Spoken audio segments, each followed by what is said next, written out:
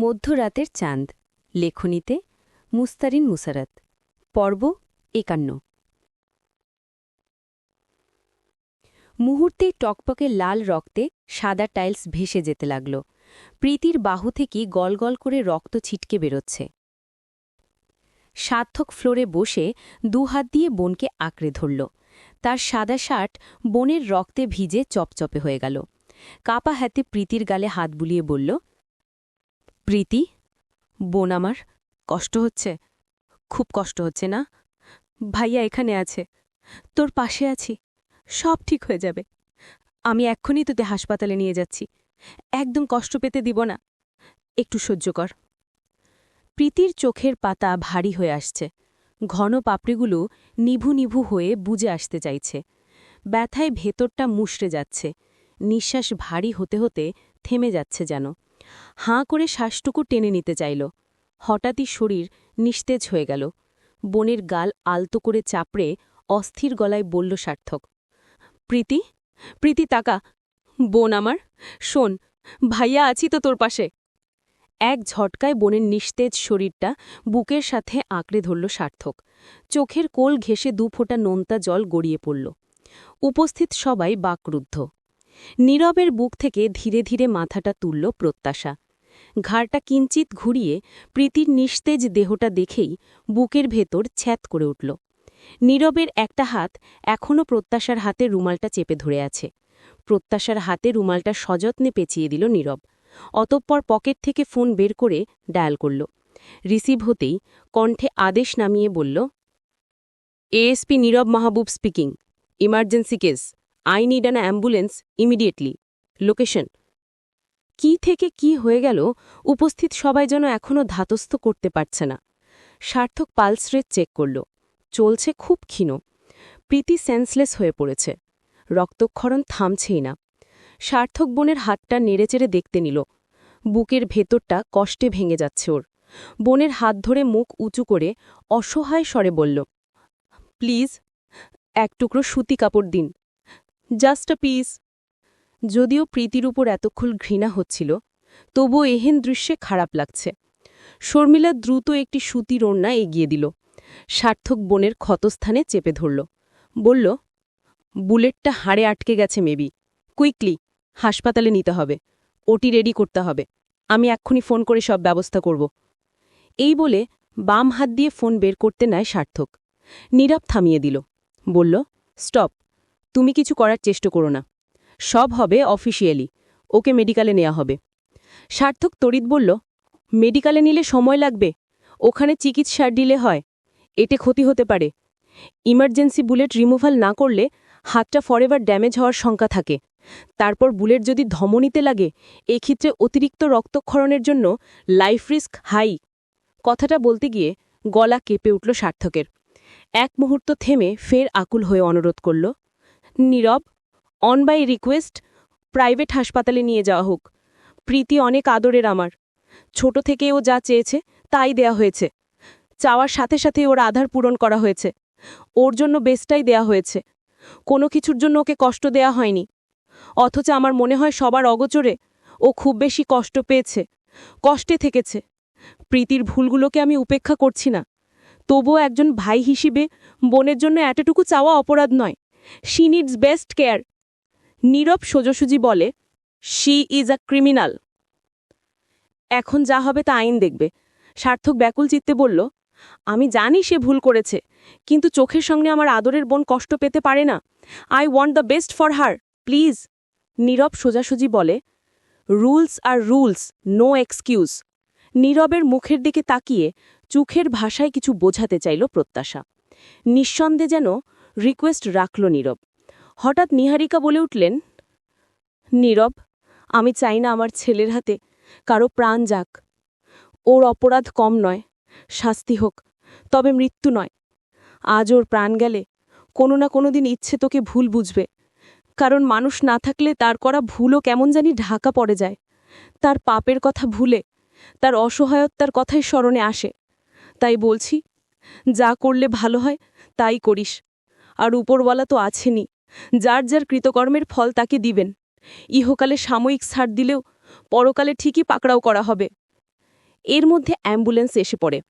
প্রীতির মুখে oxygen mask, স্ট্রেচারের নিস্তেজ দেহটা পড়ে আছে। একটা হাত ঝুলছে। সার্থক সাথে যেতে চাইলে নীরব বাধা দেয়। সার্থক হাত জোর করে অনুরোধ করে, প্লিজ নীরব, অন্তত ওটি পর্যন্ত আমাকে অ্যালাউ করো, আমি থাকতে চাই। নীরব সোজাসুজি বলে, নো ওয়ে। তারপর ড্রাইভারকে ইশারা করতেই অ্যাম্বুলেন্স শব্দ তুলে ছুটতে থাকে। এক অসহায় ভাই ভেজা চোখে তাকিয়ে রইল যতদূর দেখা গেল। জীবনে এর থেকে বেশি কখনো নিজেকে অসহায় লাগেনি সার্থকের। বোনের রক্তে মেখে আছে শার্ট, হাতজোড়া। রক্তে মাখা হাতজোড়া সামনে তুলল, চোখ থেকে টপ টপ করে অশ্রুবিন্দু গড়িয়ে পড়ল। মনে হচ্ছে বোনকে এই রক্তে মাখা দুটো হাতেই একটু আদর করতে পারলে অশান্ত মনটা একটু শান্ত হতো। অশান্ত হৃদয় নিজেই নিজের কাছে প্রশ্ন রাখল, আর কি কখনো বোনের সাথে বসে একসাথে নাস্তা করা হবে না? ব্রো বলে ডাকটা কি আর শোনা যাবে না? গলার কাছে নিঃশ্বাস আটকে আসছে সার্থকের। প্রীতির বলা একটা কথা কানে বাজছে, ভাইয়া তুই খুব মহান, আমি আবার তোর মতো মহান নই। সার্থক হাঁটু ভেঙে ধপ করে বসে পড়ল। হাঁটুদয় মাটিতে ঠেকল। মুখটা উঁচু করে আকাশের দিকে একপল তাকালো, সমস্ত প্রার্থনা মহান রবের কাছে রাখল। পরপর এক হাতে কিছু চুল মুষ্টিবদ্ধ করে দৃষ্টি নিচু করল। নিঃশব্দে বুকের ভেতর থেকে আর্তনাদ, অসহায়ত্ব বেরিয়ে এলো। প্রীতি, একটু মহান যদি তুই হওয়ার চেষ্টাটুকু করতিস না, তাহলে আর কিছু না হলেও অন্তত সুখী হতিস তুই। আফসোস, সুখ যেন তোর ভাগ্যেই নেই। সব থেকেও শূন্য তুই। অবশ্য তোর একার দোষ না, তোকে বোঝানোর দূর, তোকে উস্কালো হয়েছে, খারাপ কাজে উদ্বুদ্ধ করা হয়েছে। ভাই হিসেবে লজ্জিত আমি। নিজের বোনকে বোঝাতে পারিনি, সঠিক পথে আনার চেষ্টাটুকু করা হয়নি। এটা শুধুমাত্র আমার ব্যর্থতা, এটা আমার অন্যায়। অ্যাম্বুলেন্সে ওসি সহ লেডি কনস্টেবলও আছে। নীরব বাইকে বসতে বসতে ফোন করে। সময় ব্যয়ে অন্যান্য ঝামেলা ছাড়াই ট্রিটমেন্ট দেওয়ার কথা বলা হয়। ওদিকে বারবার ফোন আসছে। নীরব ছুটল সেখানে। এক পলকের এক দেখাতেই প্রীতির মন ভস করে পিছলে পড়ে সেদিন। নীরবের দাঁড়ানোর ভঙ্গি, চোখে মুখে সাহসী নির্লিপ্ত ভাব, অতি সুদর্শন একজন যুবকের এসব কিছু প্রীতিকে অদ্ভুতভাবে টেনে নেয়। ধীরে ধীরে সেই টানারও প্রবল হয়। শেষ পর্যন্ত নিজের অহংকার ভেঙে জেদি আর দাম্ভিক প্রীতিই নিজ থেকে প্রপোজ করে নীরবকে। কিন্তু নীরব সরাসরি রিজেক্ট করে। ভার্সিটির আগুন সুন্দরী, ওভার স্মার্ট, কথা বলার সময় দাম্ভিকতা, অহংকার চুইয়ে চুইয়ে পড়ে। দিনে কটা প্রপোজাল পায় হিসেব নেই। কেউ তাকে রিজেক্ট করতে পারে, দাম্ভিক প্রীতি তা ভাবতেই পারেনি। নীরবের বন্ধুরা বিষয়টা নিয়ে হাসাহাসি করে, মজা নেয়, যা প্রীতির আত্মসম্মানে গভীর আঘাত হানে। রিজেকশন প্রীতি কিছুতেই মেনে নিতে পারে না। একদিন এক বন্ধু ঠাট্টার ছলে বলে ওঠে, নীরবকে ভুলে যা দোস্ত, ও খুব রিজার্ভ টাইপের, তবে ওর যমজ ভাই নিবিড় কিন্তু আলাদা। একটা চান্স নিতে পারিস, দেখতে তো একই, তাহলে আর প্রবলেম কি? প্রীতি কথাটা মনে গেঁথে ফেলে। সিদ্ধান্ত নেয় নীরবে স্ট্যান্ডলিন হিসেবে তার ভাই নিবিড়কে টার্গেট করবে। দেখতে তো একই, ফিলিং সৃষ্টি হতেও পারে, সেটা না হলেও ব্যাপার না, প্রেমে ফেলা ছুড়ে দেবে, যাতে একটু হলেও নীরব বুঝতে পারে প্রীতি কি জিনিস। তাকে রিজেক্ট করেছিল না, তার ভাইকে প্রেমের জলে হাবুডুবু খাইয়ে ছেড়ে দেবে। কিছুটা হলেও নীরবের রিজেকশনের শাস্তি দেওয়া যাবে। এরপর থেকে ক্যাম্পাসে নিবিড়কে দেখলে আলতো চাহনি, ঘাড় ঘুরিয়ে তাকানো, ঠোঁটে হালকা হাসি, এসব দিয়ে ধীরে ধীরে প্রভাবিত করতে থাকে প্রীতি। দুদিন পরে সরাসরি নীরবের সামনে দাঁড়িয়ে সরি বলে জানায় প্রীতি আসলে তার পছন্দ নীরব নয়, নিবিড়। যমজ বলে ভুল করে প্রপোজ করেছে। এদিকে ধীরে ধীরে প্রীতির প্রতি আকৃষ্ট হয়ে পড়ে নিবিড়। প্রীতির গ্রিন সিগন্যালে সাড়া দিয়ে দুজনে রিলেশনে যায়। কমাসের মধ্যেই প্রীতির মা তানিয়ার কানে আসে মেয়ের প্রেমের খবর। খোঁজ নিয়ে তিনি জানতে পারেন নীরব আর নিবিড় হচ্ছে মাহবুব সিদ্দিকী ও নিহারিকার ছেলে।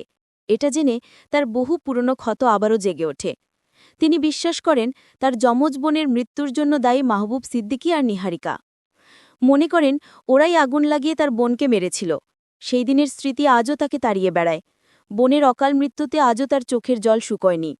এই আক্রোশ থেকেই তানিয়া পরিকল্পনা করেন, মেয়ে যদি নিবিড়কে বিয়ে করে ওই পরিবারে ঢোকে তাহলে প্রতিশোধ নেওয়ার সুযোগ আসবে। ওই পরিবার কিভাবে ঘুরে দাঁড়ালো তানিয়ার বোধগম্য হয় না। তাদের সুখশান্তি তানিয়ার সহ্য হল না। প্রীতির সাথে নিবিড়ের বিয়ের কথা বলতেই প্রীতি সাথে সাথে নাকচ করে। প্রীতি বলে, নিবিড়কে বিয়ে করা অসম্ভব মা। নিবিড়ের প্রতি আমার কোনো ফিলিংস নেই। ওরা দুজন দেখতে এক হলেও কথা বলা, চলার ভঙ্গি, অ্যাটিটিউড সব ভিন্ন। নীরবের সবকিছুই আমাকে মুগ্ধ করে। নিবিড়ের মাঝে মুগ্ধতা খুঁজতে গিয়েও ব্যর্থ হই। যার প্রতি ফিলিংস নেই তাকে বিয়ে করা প্রীতির জন্য ইম্পসিবল। ভালো স্টুডেন্ট, দেখতেও সুদর্শন, এমন একটা ছেলে মেয়ের জামাই হলে মন্দ হয় না। এদিকে উদ্দেশ্য ওদের যমজ সন্তানকে আলাদা করা। একজন সন্তানকে আলাদা করলে মাহবুব নিহারিকা বুঝবে আরেকজনকে আঁকড়ে ধরা কতটা কষ্টের।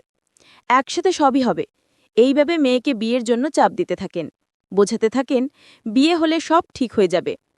মায়ের বোঝানোতে একসময় প্রীতি সত্যি সত্যি নিবিড়কে স্ট্যান্ড ইন হিসেবে নিতে চায়, যদি বিয়ের পর ঠিক হয়ে যায়।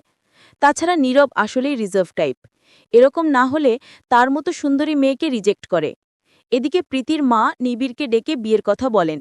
স্টুডেন্ট, কিছু করে না, তাই এখনই বিয়ের জন্য প্রস্তুত নয় নিবিড়। তানিয়া বলেন, প্রীতিকে নেওয়ার জন্য তাদের আত্মীয় স্বজনদের মধ্যে লাইন পড়ে গেছে, কেউ কেউ খুব জোর করছে। এক আত্মীয়ের ছেলে বুয়েট থেকে পড়াশোনা কমপ্লিট করেছে, ইউএসএ থাকে, তারা এক প্রকার প্রেশার দিচ্ছে। নাও করতে পারছি না, প্রীতি যেহেতু তোমাকে পছন্দ করে তাই। ভালোবাসায় উন্মাদ নিবিড় বাবা মাকে ম্যানেজ করে আনে, কিন্তু ঘটনা উল্টো ঘটল। প্রীতির মাকে দেখেই নিহারিকা শক খায়। কোনো কিছু না দেখেই উনি ওনার সিদ্ধান্তে অটল রইলেন। ডিসিশন ফাইনাল, এই বাড়ির মেয়েকে মানতে পারবেন না। নীরবের রিজেক্ট, নিহারিকার এমন কথা, সবকিছু মিলিয়ে প্রীতির জেদ হলো এবার। এই বাড়িতে আছেটা কি, তাকে রিজেক্ট করছে? প্রীতি এবারে নিজেই জিদ হিসেবে নেয়, নিবিড়কে বিয়ে করে ছাড়বেই। বিয়ে ঠিকই হলো, তবে মায়ের কথার অমান্য করে নিবিড়কে বাড়ি ছাড়তে হলো। তানিয়ার প্ল্যানে নিহারিকা বুড়িগঙ্গার দূষিত পানি ঢেলে দেয়। তানিয়া মেয়েকে কান পড়া দিলেন, ওই নিহারিকার জিদ ভাঙতে হবে। প্রীতি ওই বাড়ি চৌকাঠ মারিয়ে একদিন প্রবেশ করবেই। প্রীতিকে নিবিড়কে মানিয়ে নিতে বলেন। নিবিড় হলে থেকে টিউশনি করে পড়াশোনা চালাতে থাকে, প্রীতি নিজ বাড়িতে থাকে। বিয়ে হলেও কাছে যেতে চাইলে প্রীতির শরীর খারাপ লাগছে, অসুস্থ, এটা সেটা অজুহাত দিত। তবে পরবর্তীতে প্রীতির অনিচ্ছা সত্ত্বেও কাছে আসা হতো। প্রীতির কাছে স্পর্শগুলো সুখকর লাগত না, অসহ্য লাগত। তারপর ইচ্ছের আশার বার্তা পায়, প্রীতি আবর্ষণ করতে চায়। তানিয়া বাধা দেয়, বাচ্চাটা থাকলে ওই বাড়ি যাওয়া সহজ হবে। এরপর অনার্স কমপ্লিট করেই নিবিড় কর্পোরেট জবে ঢোকে। 1 বছর বয়সী মেয়েসহ প্রীতিকে বাসায় নেয়। প্রীতি মন থেকে নিবিড়কে মানতে পারেনি, তবুও কিছুটা অভিনয় করে একসাথে থাকে। প্রীতি মেয়ের প্রতি উদাসীন, নিবিড়কেও এড়িয়ে যেতে একটা প্রজেক্টে ঢোকে। সারাদিন অফিসিয়াল কাজে ডুবিয়ে রাখতে চায় নিজেকে। নিবিড় ভাবে প্রীতি জব করে তাই অন্যান্য মেয়েদের থেকে একটু আলাদা, সংসারে সময় দিতে পারে না। আয়া রাখা হয় ইচ্ছের জন্য। নিবিড় মেয়েকে সময় দেয়, অফিসিয়াল কাজ শেষ করেই বাসায় চলে আসে। ইচ্ছে বড় হতে থাকে, পাপার নেওয়াটা হয় সে। নিবিড়ও মেয়েকে জান প্রাণ দিয়ে ভালোবাসে। এদিকে প্রীতি নিবিড়কে মেনে নিতে চাইলেও পারে না, তার মন আজও যেন নীরবে পড়ে আছে। মনে হয় কারো পূর্ণতা তার মতো কাউকে দিয়েও হয় না। আসলে তার পূর্ণতা তো কেবল সে নিজেই হয়, অন্য কেউ নয়। নিবিড়ও ধীরে ধীরে উপলব্ধি করে প্রীতির মন তার ওপর নেই, কিছু একটা সমস্যা আছে। তারপরেও মেয়েটাকে নিয়ে দিন চলছিল। ইচ্ছের বয়স যখন 4 বছর, সেই সময় প্রীতিদের বাড়িতে এসে নিবিড়ের তানিয়ার ওপর সন্দেহ হয়, স্টোর রুমে কিছু একটা আছে। পরপর 2 দিন রাতে তানিয়াকে বের হতে দেখা যায়। নিবিড় ফলো করছে এটা দেখেই তানিয়া তাকে সরানোর সিদ্ধান্ত নেয়। তার গোপন খবর আজ পর্যন্ত ঘরের ছেলে মেয়েকে জানতে দেননি। আর এ সন্দেহ করে বসল। 3 দিন থেকেই চট্টগ্রামে নিবিড়দের চলে যেতে হয়। এর মধ্যে কিছুদিন পর তানিয়া ঘুরতে যায় মেয়ের কাছে। সরাসরি কিছু করলে সমস্যা হতে পারে, এদিকে নীরব ট্রেনিংয়ে আছে। মাহবুব পরিবার এখন বেশ ক্ষমতাশালী, ছেলে পুলিশের অফিসার, তাই যা করতে হবে বুদ্ধি দিয়ে। ড্রাগ যাদের ব্যবসা, সেই ড্রাগই বানালেন হাতিয়ার। সুকৌশলে খাবারের মাধ্যমে নিবিড়কে দেওয়া হয়। তানিয়া মাসখানিক মেয়ের বসায় থাকেন। প্রীতি একদিন মাকে দেখে ফেলে, তবে নিবিড়ের প্রতি অনুভূতি না থাকায় কিছুই বলে না। মনে হয় লাইফে নিবিড়ের উপস্থিতি না থাকলেই বোধহয় বেটার হবে। 6-7 মাসের ব্যবধানেই নিবিড় অসুস্থ হয়ে পড়ে। নীরব ট্রেনিং শেষ করে ভাইয়ের অসুস্থতার কথা শুনে আসে। এদিকে ছোট্ট ইচ্ছেও বাবাকে আগের মতো না পেয়ে ধীরে ধীরে ট্রমায় চলে যেতে থাকে। নিবিড়কে হসপিটালে ভর্তি করার পর থেকে ইচ্ছে মানসিক ট্রমায় চলে যায়। নীরবকে ফার্স্ট দেখে ইচ্ছে পাপা ডেকে ওঠে। তারপর একদিন ডক্টর বলেন, যমজ হওয়ার জন্য ইচ্ছে যেহেতু আপনাকে পাপা ভাবে, আপনার সংস্পর্শে থাকলে হাসে কথা বলে, তাই কয়েক মাস এভাবেই চলুন, এটাও একটা থেরাপি। প্রীতি পাপিষ্ঠ মন্ত সেই নীরবেই আটকে আছে। তারপর নীরবের সাথে প্রত্যাশাকে সহ্য হতো না, সেই থেকে পাপের পরিমাণ বাড়তে লাগল। কিন্তু পাপে যে ধ্বংস অনিবার্য, তার উৎকৃষ্ট উদাহরণ আজ সংপ্রীতি। চাইলেই লাইফটা সুন্দর করে সাজানো যেত।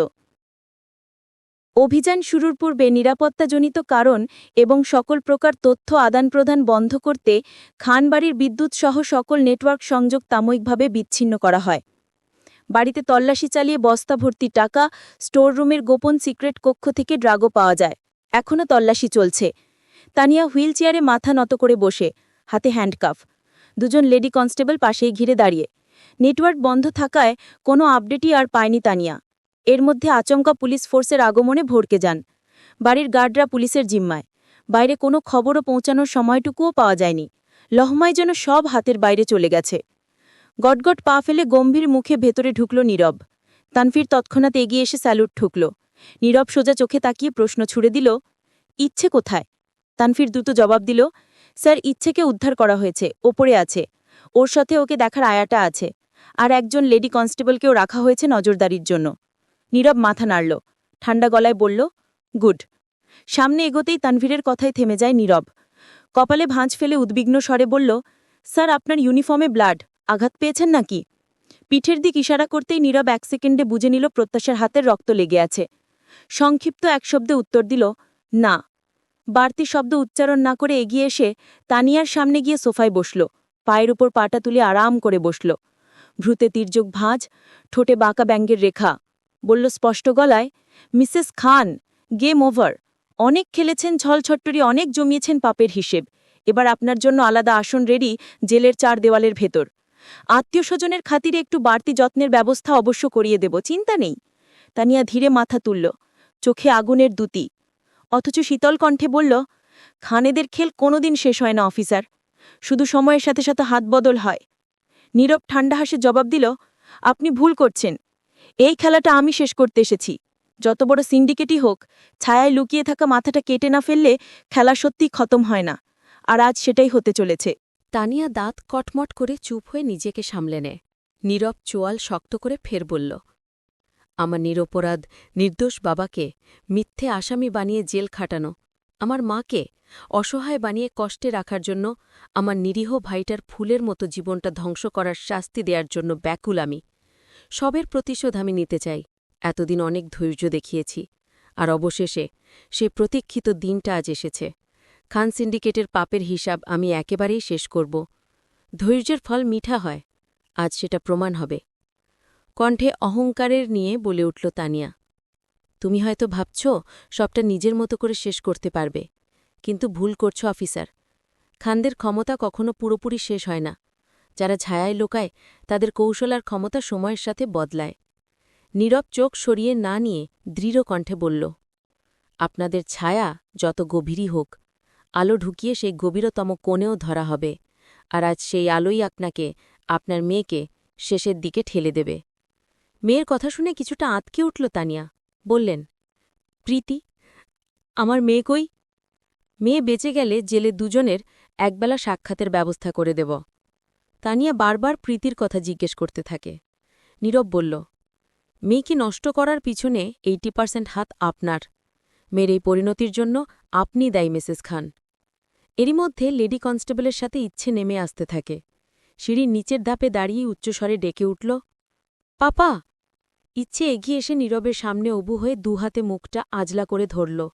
কপালে চুমু খেতে খেতে বলল, ইচ্ছে সোনা, তুমি ঠিক আছো তো? পাপা, তুমি এসেছ? যেন আমার খুব ভয় করছিল। বাজের লোক আমার হাতে ব্যথা দিয়েছে। ইঞ্জেকশন পুশ করার স্থান দেখিয়ে বলে ইচ্ছে। নীরব আদুরে গলায় বলল, বাজে লোকদের শাস্তি দেয়া হবে। এই তো আমি এসে গেছি, আর ভয় নেই সোনামণি। আশেপাশে পুলিশ দেখে ইচ্ছে ভয়ে সিটকে রইল। বলল, এত লোক কেন? আর নানুর কাছেও ওরা কেন পাপা? নীরব উত্তর দেওয়ার আগে একজন কনস্টেবল এসে বলল, স্যার, সাংবাদিকরা এসে পড়েছে। বাইরে প্রবেশের জন্য হট্টগোল করছে। তল্লাশি উদ্ধার প্রায় শেষ স্যার। নীরব কপালে ভাঁজ ফেলে ঠান্ডা চোখে তাকাল। বলল, ডোন্ট ওয়ারি, সবকিছুর উত্তর আছে আমাদের। সাংবাদিকরা ভিড় করুক, আমরা করব আমাদের কাজ। ক্রিমিনালকে পুলিশ ভ্যানে তলো। নীরব ইচ্ছের হাত ধরে এগোতে লাগল। বাইরে আসতে না আসতেই সাংবাদিকরা ভনভন করে মাছির মতো ঘিরে ধরল। ইচ্ছে ভয়ে নীরবকে আঁকড়ে ধরল। নীরব এক ঝটকায় ইচ্ছেকে কোলে তুলে নিল। মৃদু হেসে বলল, ভয় নেই মামুনি, আমি আছি তো। সাংবাদিকরা একের পর এক প্রশ্ন করতে লাগল। কিছু ব্যক্তিগত প্রশ্নও উঠে এলো। নীরব কিছু এড়িয়ে যায়, কিছু প্রশ্নের জবাব অল্প কথায় দেয়। পাশ থেকে এক সাংবাদিক চড়া কণ্ঠে প্রশ্ন ছড়ল, স্যার, এত বড় অট্টালিকা, কোটি কোটি টাকা, সব অবৈধ। এই বিশাল সম্পত্তি কি হবে? সাধারণ মানুষ কি ভাবছে, এর কোনো হিসাব থাকবে না? কয়েক সেকেন্ড চুপ থেকে শব্দগুলো সাজিয়ে নিল। দৃঢ় গলায় বলল নীরব, এই টাকা, এই সম্পত্তি, যেটা বছরের পর বছর অবৈধ পথে জমেছে, সব সরকারের নিলামে উঠবে। দেশ এবং জনগণই এর অধিকারী। আর যারা ভাবছে ক্ষমতার ছায়ায় সব কেটে যাবে, তাদের জন্য বার্তা, কোনো কোণে নিরাপদ আশ্রয় নেই। আলো সবসময় অন্ধকারের কোণেও পৌঁছায়। দ্রুত সুষ্ঠু বিচার করা হবে, ক্রিমিনাল সাজা ভোগ করবে। ভিড় কাটিয়ে নীরব বেরিয়ে এলো। ইচ্ছে বাইকে বসে জিজ্ঞেস করল, মাম্মা কয়? নীরব এড়িয়ে গেল। উত্তরে বলল, বাসায় চলো সোনা, তোমার দিদুন তোমার জন্য অপেক্ষা করছে। তারপর বাসায় তোমার জন্য অনেক চকলেট রেখেছি, নেবে না? নেব তো। এতক্ষণে টিভি, সোশ্যাল মিডিয়ায় নিউজে সয়লাভ হয়ে গেল। টিভির স্ক্রিনে নীরবের সাথে ইচ্ছেকে দেখে স্বস্তির নিঃশ্বাস ফেললেন নিহারিকা। যাক, মেয়েটা সুস্থ আছে। তবে দুশ্চিন্তা হচ্ছে, মায়ের কথা জিজ্ঞেস করলে কি উত্তর দেবে, কিভাবে বুঝিয়ে রাখবে? যদিও ইচ্ছের অনেকটা অভ্যেস আছেই মাকে ছাড়া থাকার, তবুও তো কখনো না কখনো মায়ের কাছে যেতে চাইবে। প্রত্যাশার শাওয়ার নিয়ে বেরিয়ে ভেজা চুল মুছে আঁচড়াতে থাকে। ঠিক তখনই ড্রয়িং রুমে হইচই শোনা গেল। এগিয়ে গিয়ে ইচ্ছেকে দেখেই ঠোঁটে হাসি ফুটল, ডেকে উঠল, ইচ্ছে। ইচ্ছে এগিয়ে আসতেই প্রত্যাশা হাঁটু মুড়ে বসে দুহাতে জাপটে ধরল। ইচ্ছের মাথাটা প্রত্যাশার কাঁধে। প্রত্যাশা বুকের সাথে মিশিয়ে নিল। অপরাধীর সুরে বলল, মামুনি খুব পচা, তোমাকে দেখে রাখতে পারিনি। এইবারের মতো মামুনিকে মাপ করে দাও, তবে প্রমিস করছি এরপর থেকে তোমাকে দেখে রাখব, একটুও কষ্ট পেতে দেব না। আর এও প্রমিস করছি, তোমাকে এত্ত এত্ত আদর দেব সোনা। ইচ্ছে মাথা তুলে তাকাল। সত্যি? ইচ্ছের সারা মুখে চুমু খেয়ে বলল প্রত্যাশা, একদম সত্যি, তোমাকে সবসময় কাছেই রাখব, একদম আদর দিয়ে মুড়িয়ে রাখব, পাক্কা প্রমিস।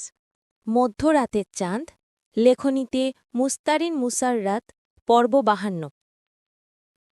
কেটে গেছে এক সপ্তাহ। ঘড়ির কাঁটা বিকেল 5টার ঘরে। প্রত্যাশা সোফায় বসে, পরনে অফ হোয়াইট কালারের কুর্তি, ওড়নাটা কাঁধের ডান সাইডে ঝুলে রাখা। ফ্যানের বাতাসে চুলগুলো বারবার উড়ে গাল ছুঁয়ে দিচ্ছে। সামনে টি টেবিলে রাখা বাটিতে কিশমিশ আর কাজু বাদাম। থেকে থেকে 2 আঙুলে তুলে মুখে দিচ্ছে। আর অন্য হাতে ফোনে বান্ধবীদের সাথে মেসেজ চালাচালি করছে। ওপাশে ইচ্ছে আর আনিশা রিমোট কন্ট্রোল গাড়ি নিয়ে খেলায় মগ্ন। তন্মধ্যে নীলাশা এসে প্রত্যাশার থেকে কয়েক ইঞ্চি দূরে বসল। চুলগুলো হাত খোপা করতে করতে কৌতূহলী হয়ে জিজ্ঞেস করল, কার সাথে এত কথা বলছিস? নীরব। ফোনের স্ক্রিনে দৃষ্টি রেখেই জবাব দেয় প্রত্যাশা, উহু, হ্যাপি আর কোয়েলের সাথে গ্রুপে কথা বলছি। আর তোমার দেবরের কথা বলছ? তার তো অফিসে বসে মেসেজ করার ফুরসত থাকে না। ও বলে কিছুক্ষণ চুপ থেকে পরক্ষণেই নীলাশা শুধিয়ে বলল, কালকে তো রেজাল্ট দিবে জানিস? হ্যাঁ। বোল থেকে কাজু বাদাম হাতে তুলে মুখে দেওয়ার আগে থেমে গেল প্রত্যাশা। বোলের দিকে ইশারা করে বলল, আপু নাও। মাথা নেড়ে বলল, না, খেতে ইচ্ছে করছে না, তুই খা। প্রত্যাশা মুখে পুড়ে ফোনের স্ক্রিনে মনোযোগ দিল। নীলাশা ছোট করে দীর্ঘশ্বাস ফেলল। কয়েক মুহূর্ত চুপ থেকে আচমকা ডাকল, প্রত্যাশা। ডাকটা যেন একটু ভিন্ন রকম লাগল। প্রত্যাশা অস্ফুট স্বরে বলল, হুম। নীলাশা হঠাৎ নরম কণ্ঠে বলে উঠল, তোর সাথে সবসময় মিসবিহেভ করার জন্য সরি রে। সেদিনের জন্য আমি অনুতপ্ত। আমার ওভাবে রিয়্যাক্ট করা একদম উচিত হয়নি। আর প্রত্যাশা কথা কেড়ে নিল, বলল, আপু বাদ দাও এসব, যা হওয়ার ছিল তাই হয়েছে। তুমি বলেছ এজন্য তোমার উপর রাগ খুব অভিমান করব, তেমন না। তোমার উপর আমার কোনো অভিযোগ নেই। বরঞ্চ সত্যিটা জানিয়ে ভালোই করেছ। আমি সকলের কাছে ঋণী। আমার গোটা জীবন এভাবে ঋণী হয়েই কাটাতে হবে। রক্তের সম্পর্ক নেই, অথচ তারা আমাকে কখনো বুঝতেই দেয়নি। আদর, যত্ন, ভালোবাসার এতটুকু খামতি রাখেনি। আরও সবটা উজাড় করে দিয়ে আমাকে বড় করেছে। কণ্ঠে অপরাধ বোধ নামিয়ে বলে নীলাশা, শুধু সেদিনের জন্য সরি বলছি না। তোর সাথে অহেতুক রামারাগি করা, হেউ করে কথা বলা, সবের জন্য আমি রিপেন্ট। প্রত্যাশা বলল, সত্যি বলতে তোমার উপর একটু অভিমান, একটু অভিযোগ, একটু আফসোস ছিল। তবে যেদিন থেকে সত্যিটা জানি, সেদিন থেকে আর আফসোস, অভিযোগ কোনোটাই নেই। আমি তোমার নিজের বোন নই, সেটা জানার পরেও আমাকে যতটুকু দিয়েছ, যা করেছ, সেটাই আমার কাছে অনেক বেশি। আর ঠিকই তো বলতে, উড়ে এসে জুড়ে বসেছি আমি, আদরে ভাগ বসিয়েছি আমি। তারপরেও যে তুমি যে সকলের সামনে বোন হিসেবে পরিচিতি দিতে, একদম সত্যি বলছি, এটা আমার জন্য অনেক। নীলাশার ফর্সা মুখটা ফ্যাকাশে হয়ে গেল। এর মধ্যে পায়ের শব্দ শুনে দুই বোনই চুপ হয়ে যায়। দুই যে বাগান থেকে আসলেন। শর্মিলার হাতে পেয়ারা। টি টেবিলের উপর নামাতে নামাতে বললেন, নীলাশা, প্রত্যাশা, পেয়ারা খাও। নীলাশা শুকনো হেসে বলল, পরে খাবো ছোট মা, এখন খেতে ইচ্ছে করছে না। প্রত্যাশার দিকে তাকিয়ে নিহারিকে জিজ্ঞেস করলেন, তোমার পেট ব্যথা কমেছে? প্রত্যাশা মাথা তুলে তাকালো। বলল, এখন করছে না, মাঝে মাঝে পেইনটা হয়। কপালে ভাঁজ খুলে শর্মিলা বললেন, তাহলে তো ডাক্তারের কাছে যাওয়া লাগে। নীরবকে বলে চেক আপ করিয়ে আসো। অল্প থাকতেই ট্রিটমেন্ট নেওয়া ভালো, পরে না আবার বেশি সমস্যা হয়। নিহারিকা বললেন, এই সময় কারো কারো ক্ষেত্রে একটু আধটু ব্যথা হয়, অস্বাভাবিক না। তবে বেশি সমস্যা হলে আগেভাগই ডাক্তারের কাছে যেও। হেলাফেলা করে পাছে যেন কোনো ক্ষতি না হয়। মুহূর্তে নীলাশার কাছে পরিবেশটা ভারী হয়ে উঠল। মুখে স্বাভাবিক ভান করে বসে থাকলেও বুকের ভেতরটা কেমন হাহাকার করছে। ফর্সা মুখটা এক মুহূর্তে নিস্তেজ হয়ে গেল। চোখে জল চিকচিক করে উঠল। অন্যদিক তাকিয়ে সকলের অগোচরে মুছে নিল। মা না হতে পারার বেদনা ঠিক কেমন, এটা কাউকে বোঝানো যায় না। শুধু সেই জানে প্রতিদিন কিভাবে ভেতরে ভেতরে নিজেকে গিলে খেতে হয়। চারপাশে যখন শিশুদের কোলাহল, নতুন জীবনের আগমনের আনন্দ, তখন হাসি মুখে পাশে দাঁড়াতে হয় ঠিকই, কিন্তু অন্তরের গভীরে চাপা কান্না গড়িয়ে পড়তে চায়। মা না হওয়ার কষ্টটা এক অন্তহীন শূন্যতা, যে শূন্যতায় প্রতিটি ক্ষণ নীলাশ গুমড়ে মরছে। কয়েক মিনিট পর ঘড়ির কাঁটা ঠিক ঠিক দুপুর 2টোর ঘরে। 2টোর পরে রেজাল্ট প্রকাশ হবে। প্রত্যাশা বিছানায় বসে হাত দুটো সমানে ঘষছে। হাতের তালু টেনশনে ভিজে উঠছে ঘামে। নীরব ফটফট করে আঙুল স্পর্শ করে রেজাল্ট ভিডি ওয়েবসাইটে ঢুকল। রোল, রেজিস্ট্রেশন নাম্বার দিয়ে সবটা পূরণ করতে সাবমিট করতেই সাইট ঘুরপাক খেতে থাকল। প্রত্যাশার চোখ দুটো বুজে বিড়বিড় করে দোয়াদরুদ পড়ছে। নিঃশব্দে পাতলা অধৈর্য নড়ছে। ইয়াল্লাহ, রেজাল্টটা ভালো দিও, মানসম্মানটা যেন থাকে। হাইফাই জিপিএ না হোক, অন্তত মুখ দেখানোর মতো কিছু একটা হোক। নীরব কোনা চোখে প্রত্যাশাকে এক ঝলক দেখল, পরপরই মিটমিট করে হেসে মজার ছলে বলল, দেখো, বিয়েটা তো হয়ে গেছে। বিয়ের আগে হলে না হয়তো টেনশনের একটা কারণ ছিল। ধরো তুমি ফেল করলে, যার ফলে তোমার আম্মু একটা রিকশাওয়ালা ম্যানেজ করে তার সাথে তোমার বিয়ে দিয়ে দিত। ভাগ্যিস আমি হিরোকয়ে আগে থেকেই সব সিল করে ফেলেছি, তোমাকে বউ করে নিয়েছি। প্রত্যাশা গলা উঁচু করে চেঁচিয়ে উঠল, নীরব, ওফ, থামবেন আপনি। এখন আমি নার্ভাস, আর এদিকে আপনি মজা নিচ্ছেন না। মজা নিচ্ছেন? এবারে কিন্তু আমি সত্যি সত্যি রেগে যাচ্ছি। ঠোঁট কামড়ে হাসল নীরব। কণ্ঠে দুষ্টুমি মিশিয়ে বলল, তোমাকে রাগাতেই চাইছি, কজ রাগলে পরে তোমাকে আরো সুন্দর লাগে। তখন ইচ্ছে করে টুপ টুপ করে কটা চুমু খেতে, তোমার ওই রাগে লাল হওয়া ফোলা ফোলা গালে। আশ্চর্য মানুষ তো আপনি! এই মুহূর্তে এসেও কেউ এমন মজা করে নাকি? আমি করি। নীরবের সোজাসাপটা নির্লিপ্ত জবাব শুনে প্রত্যাশা মুখ বাঁকালো। নীরব সিরিয়াস গলায় বলল, এবারে অতিরিক্ত টেনশন করে বিপি হাই করে ছাড়বে, যাতে আমার বাচ্চাটার প্রবলেম হবে। যেটা হওয়ার সেটা হতে হবেই, সো হাইপার হওয়ার কিছু নেই। শোনো, তোমার রেজাল্ট যেমনই আসুক না কেন তুমি কিন্তু আমার লাইফে ফার্স্ট ডিভিশন। এবারে প্রত্যাশার ঠোঁটের কোণে এক চিলতে হাসির রেখা ফুটে উঠল। মৃদু স্বরে জিজ্ঞাসা করল, রেজাল্ট আসেনি এখনো, দুটো তো অলরেডি বাজে। ওয়েবসাইটগুলোতে এই মুহূর্তে প্রচুর চাপ পড়ে, তাই একটু লেট হচ্ছে। ডোন্ট ওয়ারি, চলে আসবে। বলতে বলতেই রেজাল্ট শো করল। নীরব বলল, আসছে। প্রত্যাশা তড়িঘড়ি উঠে নীরবের পাশে দাঁড়াল। উত্তেজিত চোখ মুখে শুধালো, কি আসছে, কি গ্রেড, কত পয়েন্ট? ফোনটা প্রত্যাশার সামনে মেলে ধরল নীরব। বলল, এই যে তুমি দেখো। প্রত্যাশা ফট করে চোখের ঘন পাপড়ি নামাল, চোখ বুজে কম্পিত গলায় বলল, না আপনি বলুন। বলেই নীরবের হাত শক্ত করে চেপে ধরল প্রত্যাশা। টেনশনের নখ ডেবে গেল নীরবের হাতে। নীরব হাতের দিকে এক পলক তাকালো, পরপর প্রত্যাশার মুখের দিকে, তারপর স্মিত হেসে স্পষ্ট কণ্ঠস্বরে পড়ল, ইয়ান্নুর প্রত্যাশা, অল সাবজেক্ট পাস্ট, জিপিএ 4.00। কথাটা মাথায় ঢুকতে 5 সেকেন্ড সময় লাগল প্রত্যাশার। প্রথমে একটু রাগ হলো নীরবের উপর, এত কাহিনী করে বলতে হলো ডিরেক্ট 4 পয়েন্ট বললেই হয়। তবে রেজাল্ট শুনে আমন্দে আত্মহারা হয়ে সব রাগ উবে গেল নিমিষেই। প্রত্যাশা উচ্ছ্বাসে চেঁচিয়ে ওঠে, ইয়া, আলহামদুলিল্লাহ, আলহামদুলিল্লাহ। খুশিতে সামনে দাঁড়ানো নীরবকে ঝাপটে ধরল প্রত্যাশা। উচ্ছ্বসিত কণ্ঠে বলল, যাগ্গে, এ গ্রেড তো পেয়েছি। এসএসসিতে 3.50 ছিল, একদম কাটায় কাটায় A- হয়েছিল। এবারে একটু উন্নতি হয়েছে, তবুও যেন সেই কাটায় কাটায়। প্রত্যাশা তড়িঘড়ি করে সোজা হয়ে দাঁড়িয়ে আগ্রহ নিয়ে বলে, দেখি দেখি এবার কোন সাবজেক্টে কত মার্কস এসেছে।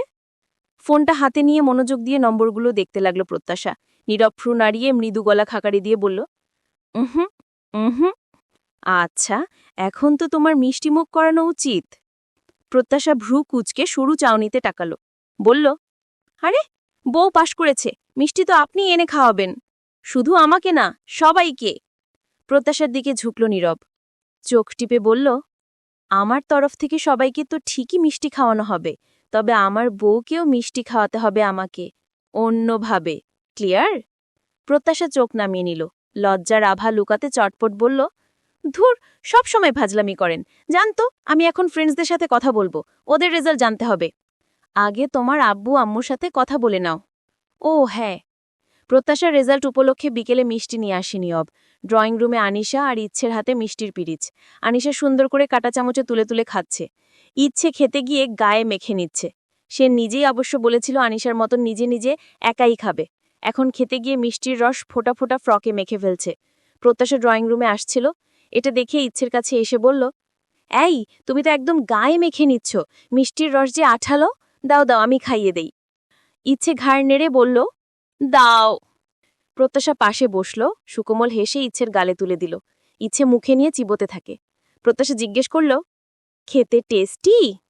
জিভ বের করে ঠোঁট মুছার মতো করে উচ্ছ্বসিত মুখে বলল, হ্যাঁ টেস্টি, অনেক ইয়াম্মি। ইচ্ছের এক্সপ্রেশন দেখে প্রত্যাশা হেসে ফেলল। এর মধ্যে নিহারিকা অদূরে দাঁড়িয়ে সবটা দেখলেন, দেখে ভেতরে ভেতরে প্রসন্ন হাসলেন। কিছু পল পর এগিয়ে এসে প্রত্যাশাকে শুধালেন, প্রত্যাশা, নীরব কোথায়? রুমেই আছে। সবাইকে মিষ্টি দেওয়া হয়েছে, নিরাশা পরে খাবে বলেছে। তুমিও তো খাওনি, একাই নিয়ে খেও কিন্তু। আর হ্যাঁ, নীরবকেও নিয়ে দিও। আচ্ছা মা। ইচ্ছে খেতে খেতে হঠাৎ প্রশ্ন করে উঠল, মামুনি, আমার মাম্মা কবে আসবে গো? প্রত্যাশার মুখটা ম্লান হয়ে গেল, জবাব দিতে পারল না। ইচ্ছে ফের বলল, দিদুন, তুমি তো বলেছ মাম্মা অফিসের কাজে গেছে, কাজ শেষ হয়নি, এখনো আসছে না যে। আচ্ছা, আমি যদি মাম্মার সাথে কথা বলতে চাই, মাম্মাকে রেগে যাবে? মাম্মা তো অফিসের কাজে আছে, সেজন্য রাগ করবে কি? মামনি, তুমি মাম্মার সাথে কথা বলে শুনবে? হ্যাঁ? প্রত্যাশা থম হয়ে গেল। নিহারিকা এড়িয়ে যেতে বলে উঠলেন, আনিশা আর ইচ্ছে খাওয়া শেষে হাতমুখ ভালো করে ধুয়ে বাইরে এসো, আমি সামনেই দাঁড়াচ্ছি, তোমাদেরকে হাঁটতে নিয়ে যাব। কথাটা শুনেই ওদের দুজনের চোখ মুখের খুশির ঝিলিক ঝিকমিক পড়ে উঠল। ইচ্ছেকে খাইয়ে পানি দিয়ে মুখ ধুয়ে দেয় প্রত্যাশা। ইচ্ছের রস মাখানো ফ্রক চেঞ্জ করে আর একটা পরিয়ে দিল। ওরা দুটো ফুরুত করে দৌড়ে নিহারিকার কাছে যায়। বাসার সামনে লাগানো সবজি বাগানে নিহারিকা এটা ওটা দেখছিল।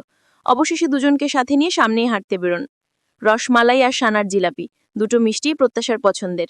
আজকে দুটোই এনেছে নীরব। প্রত্যাশা এখন রসমালাই রেখে দুটো পিরিচে দুটো দুটো করে 4টে সানার জিলাপি আর অল্প রস তুলল। রুমে ঢুকতেই বেডে নজর যায়। ডার্ক ব্লু টি শার্ট আর অফ হোয়াইট ট্রাউজার পরনে নীরবের। বেডে হেলান দিয়ে শুয়ে আছে, কপালে ভাঁজ ফেলে দৃষ্টিজোড়া ফোনে নিবদ্ধ রেখেছে। প্রত্যাশা এগিয়ে হাতের ট্রে বেড টেবিলে রাখল। একটা পিরিচ হাতে নিয়ে হালকা কেশে বলল, এই যে আপনার মিষ্টি। ফোন থেকে দৃষ্টি সরিয়ে একবার প্রত্যাশার হাতের দিকে তাকালো নীরব, অতঃপর ফোনের দিকে দৃষ্টি ঘুরিয়ে বলল, খাইয়ে দাও। প্রত্যাশা চোখ বড় বড় করে বলল, মানে? কানে শোনোনি? কথাটা রিপিট করতে হবে?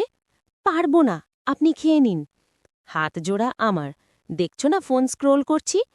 প্রত্যাশা এক ঝটকায় নীরবের ফোনটা টান দিয়ে নিয়ে নিল, মিষ্টির পিরিচ বাড়িয়ে বলল, নিন, এবারে খান।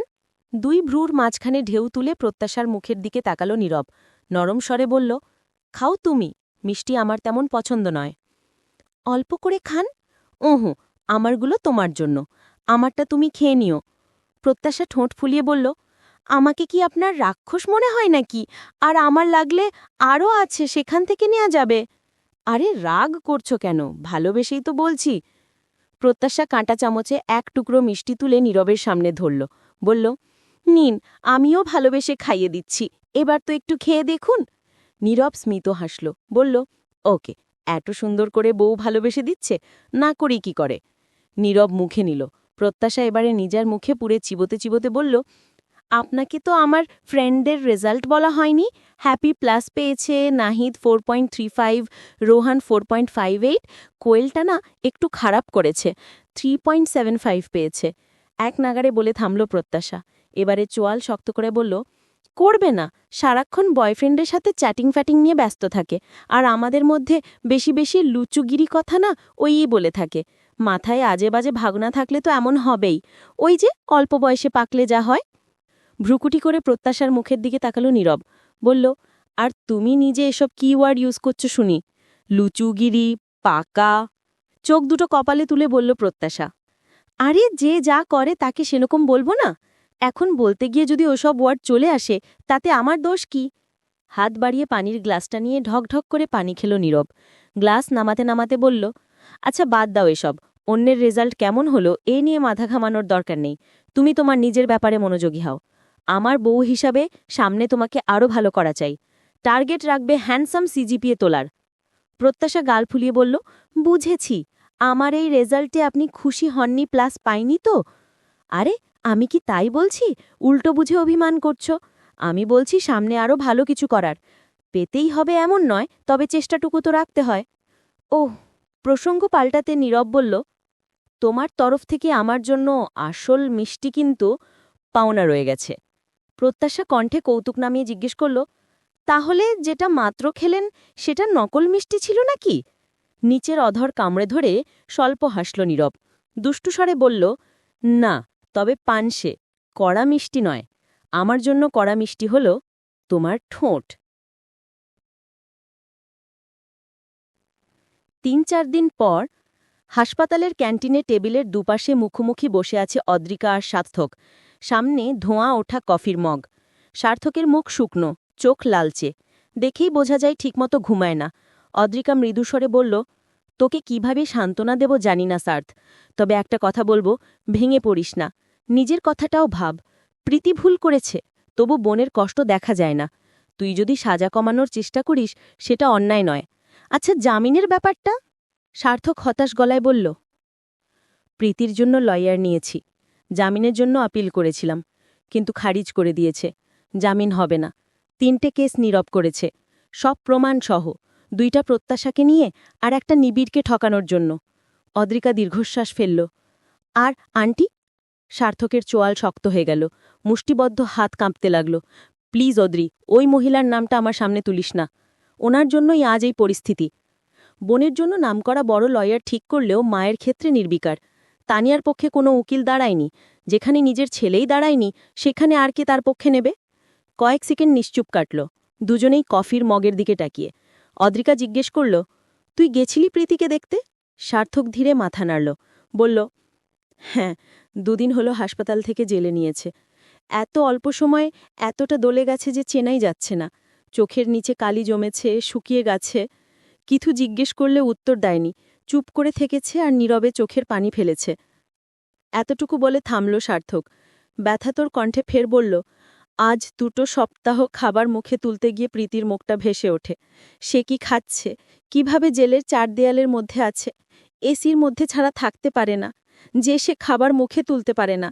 আমার সেই ছোট্ট বোনটা কি করে সহ্য করছে, ভাবলেই আমার এত অসহায় লাগে বলে বোঝানো যাবে না।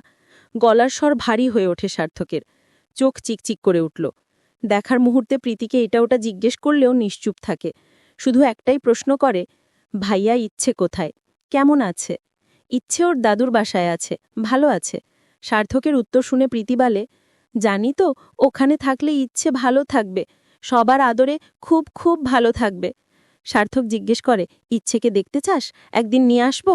প্রীতি সাথে সাথেই না করে, বলে, না, ওকে কখনো এখানে আনিস না ভাইয়া, ও আমাকে ছেড়ে যেতে চাইবে না, কান্নাকাটি করবে।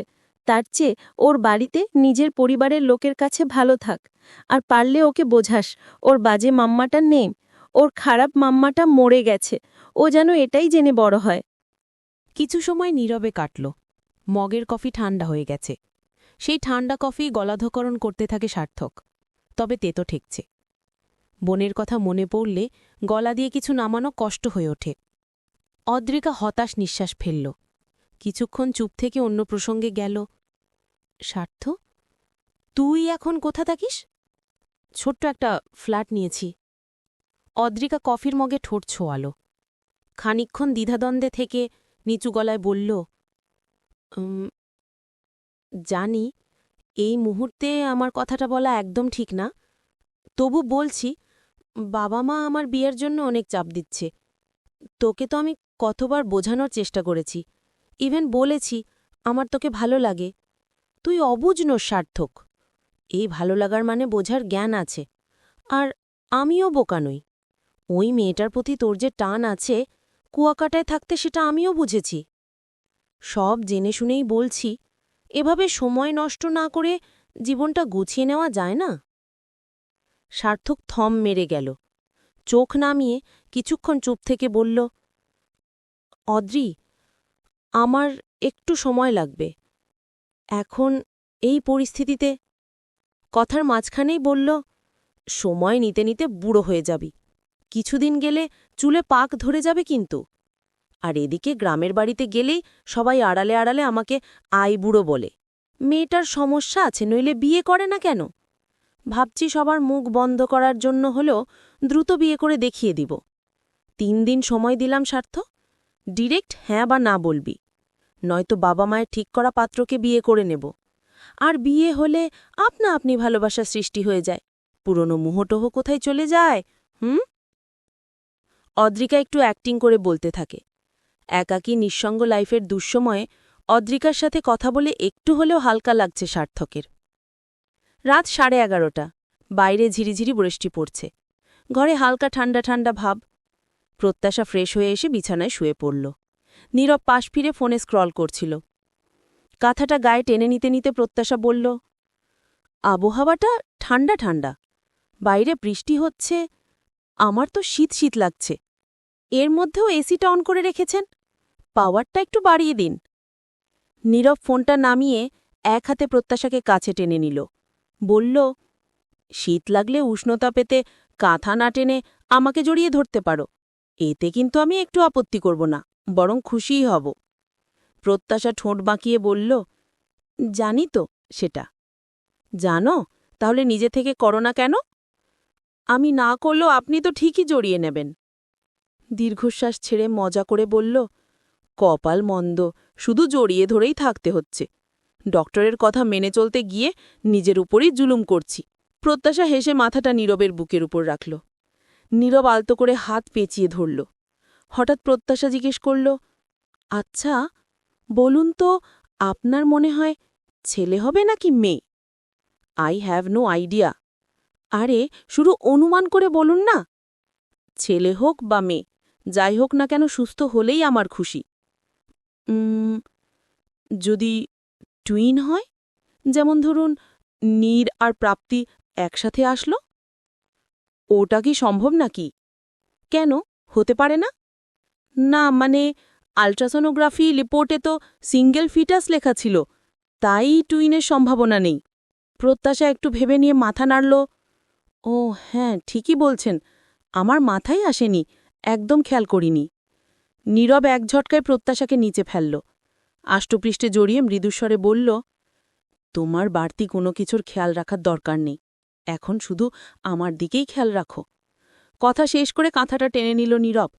জানলার কাজবাই বৃষ্টির ফোঁটা গড়িয়ে পড়ছে।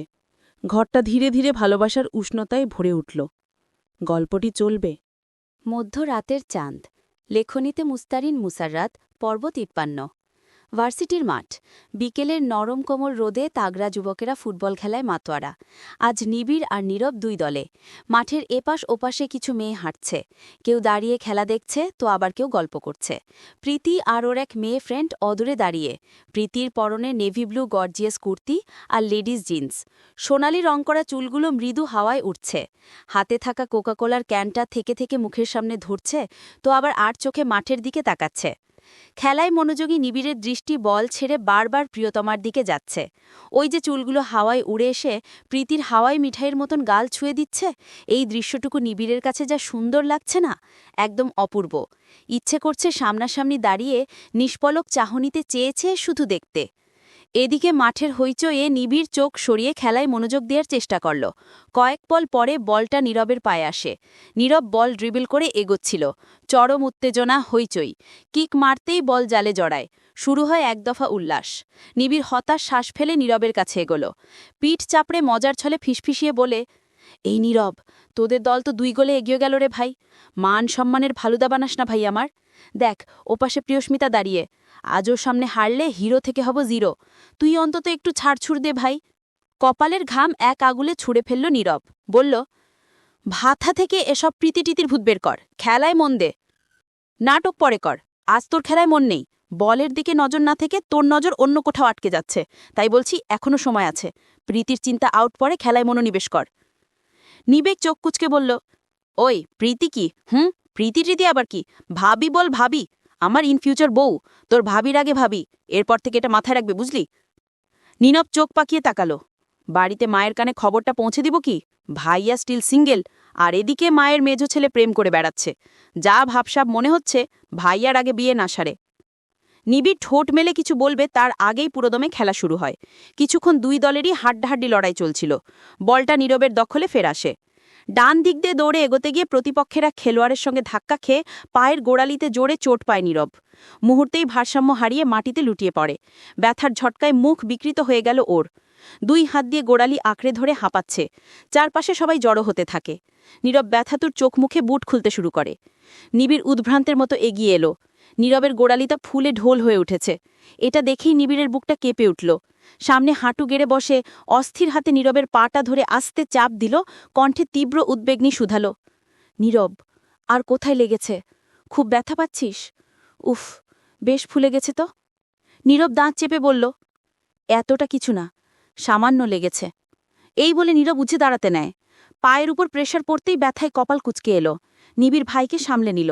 ব্যতিব্যস্ত হয়ে বলল, ব্যথা সহ্য করতে পারছিস না, আবার মাতব্বরি করে একাই হাঁটতে নিচ্ছিস। চল, তোকে এখনই ডাক্তার দেখাতে হবে। আরে একটু সময় দিলে এমনি ঠিক হয়ে যাবে। নিবিড় একটা রুমাল জোগাড় করে ভিজিয়ে গোড়ালিতে চেপে জড়ল। বলল, এসব খেলার চোট হেলাফেলা করা ঠিক হবে না। এক্স-রে করে দেখতে হবে ফ্র্যাকচার হয়েছে কিনা। নীরব তীব্র প্রতিবাদ করে বলল, ডাক্তার দেখাতে হবে না, বেশি ব্যথা হলে একটা পেইন কিলার খেয়ে নিলেই চলবে, আর ফোলা একাই ঠিক হয়ে যাবে। নিবিড় কোনো কথা শুনল না। এক হাতে ভাইয়ের হাত নিজের কাঁধে তুলে নিল, আরেক হাতে শক্ত করে ধরে ধীরে ধীরে হাঁটতে সাহায্য করে। তারপর জোর করেই ডাক্তার দেখায়।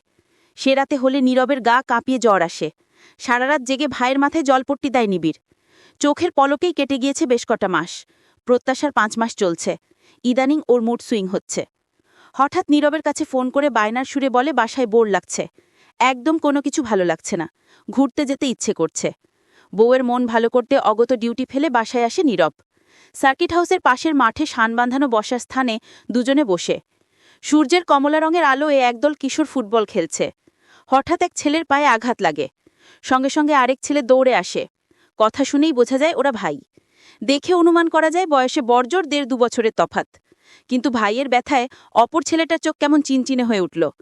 খেলা ফেলে ভাইকে বুকে আগলে নিয়ে সবার উদ্দেশ্যে জোরে সরে বলল, এই শোন, আমি আর খেলব না রে, নাফির পায়ে চোট লেগেছে, ওকে বাসায় নিয়ে বরফ দিতে হবে। এই বলে ভাইকে নিয়ে ব্যতিব্যস্ত হয়ে ছুটল। এই দৃশ্যটা চোখের সামনে আসতেই নীরবের বুক কেঁপে ওঠে। অতীতের কথা মনের ক্যানভাসে উকি দেয়, আর সেই দৃশ্যটুকু মনে উঠতেই নিঃশ্বাস আটকে এলো। বুকের ভেতরটা মুষড়ে যাচ্ছে, চোখ দুটো চিকচিক করে উঠেছে। ততমধ্যে পাশে বসা প্রত্যাশার ডাকে সম্বিত ফেরে নীরব।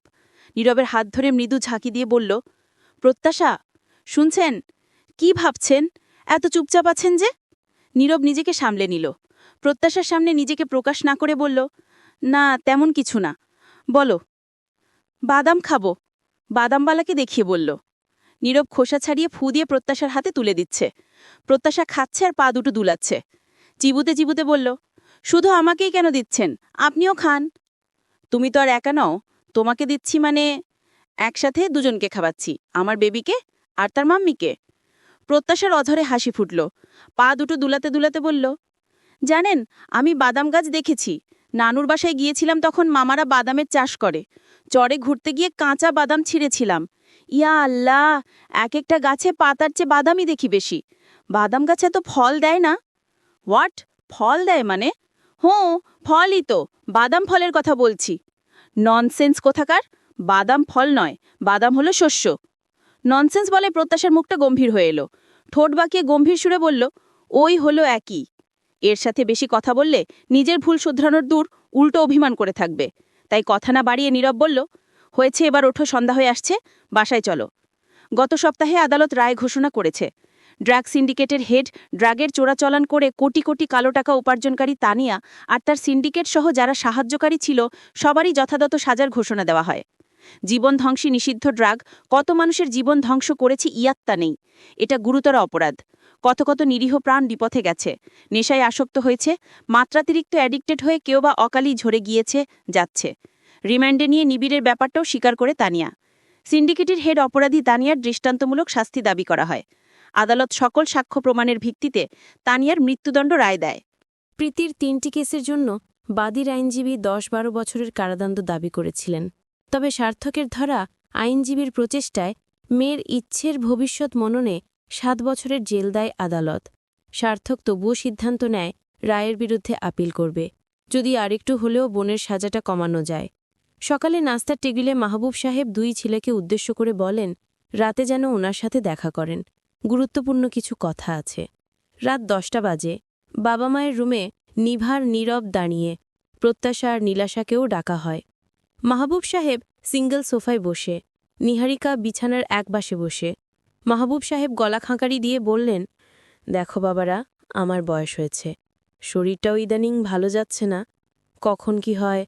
বয়স হয়েছে, আল্লাহ দীর্ঘদিন হায়াত দিয়েছেন, শুক্রিয়া। এখন সবসময় যাওয়ার প্রস্তুতি নিয়েই থাকি। আমার যেটুকু আছে সবটা তোমাদের মাঝে বন্টন করে দেয়াই ভালো। ব্যাংকের চেক সামনে, কলমটা হাতে তুলতে তুলতে বললেন, বাড়িসহ আঙিনা আমাদের 2 ভাইয়ের নামে। যতদিন পারো একসাথে মিলেমিশে থেকো। তবে একসময় না একসময় তো প্রয়োজনে আলাদা বাড়ি করতেই হয়।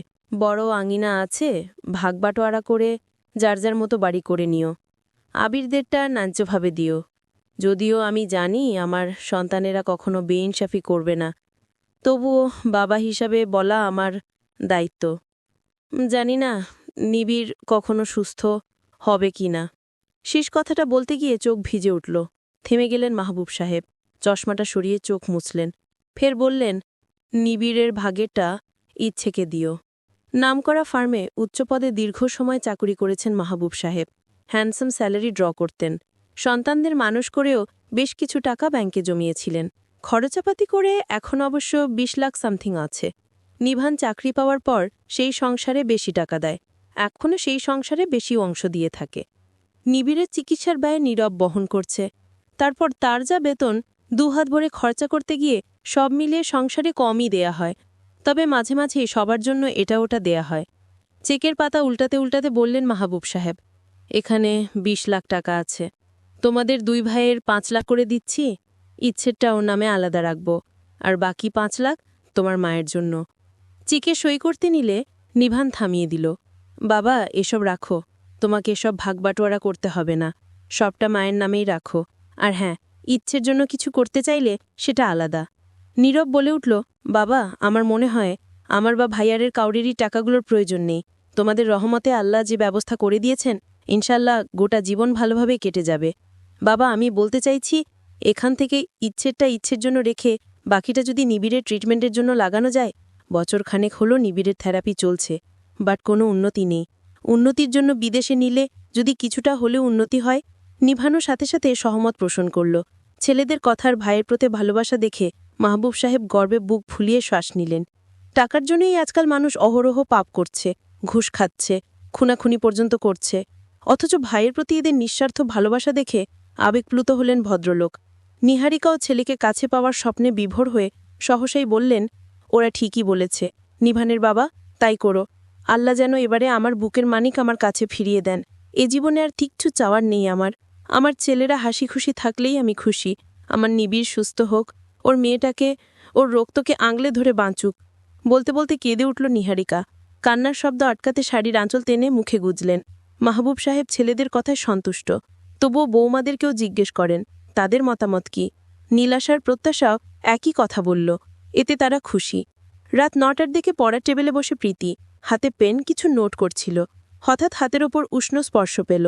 লম্বা লম্বা মুখ্য আঙুল দিয়ে কেউ তার আঙুলের ফাঁকে আঙুল গুজল। প্রীতির কপালে বিরক্তি ছাট পড়ল। নিবিড় ঝুঁকে প্রীতির কানের পাশে মুখটা নিল, ফিসফিসিয়ে বলল, এখন পড়া বাদ দাও, হাজব্যান্ডকে টাইম দাও। অপর হাত দিয়ে নিবিড়ের হাতটা সরিয়ে দেয় প্রীতি। বলল, নিবিড়, সামনে প্রেজেন্টেশন আছে, আর হঠাৎ এই সময় তুমি?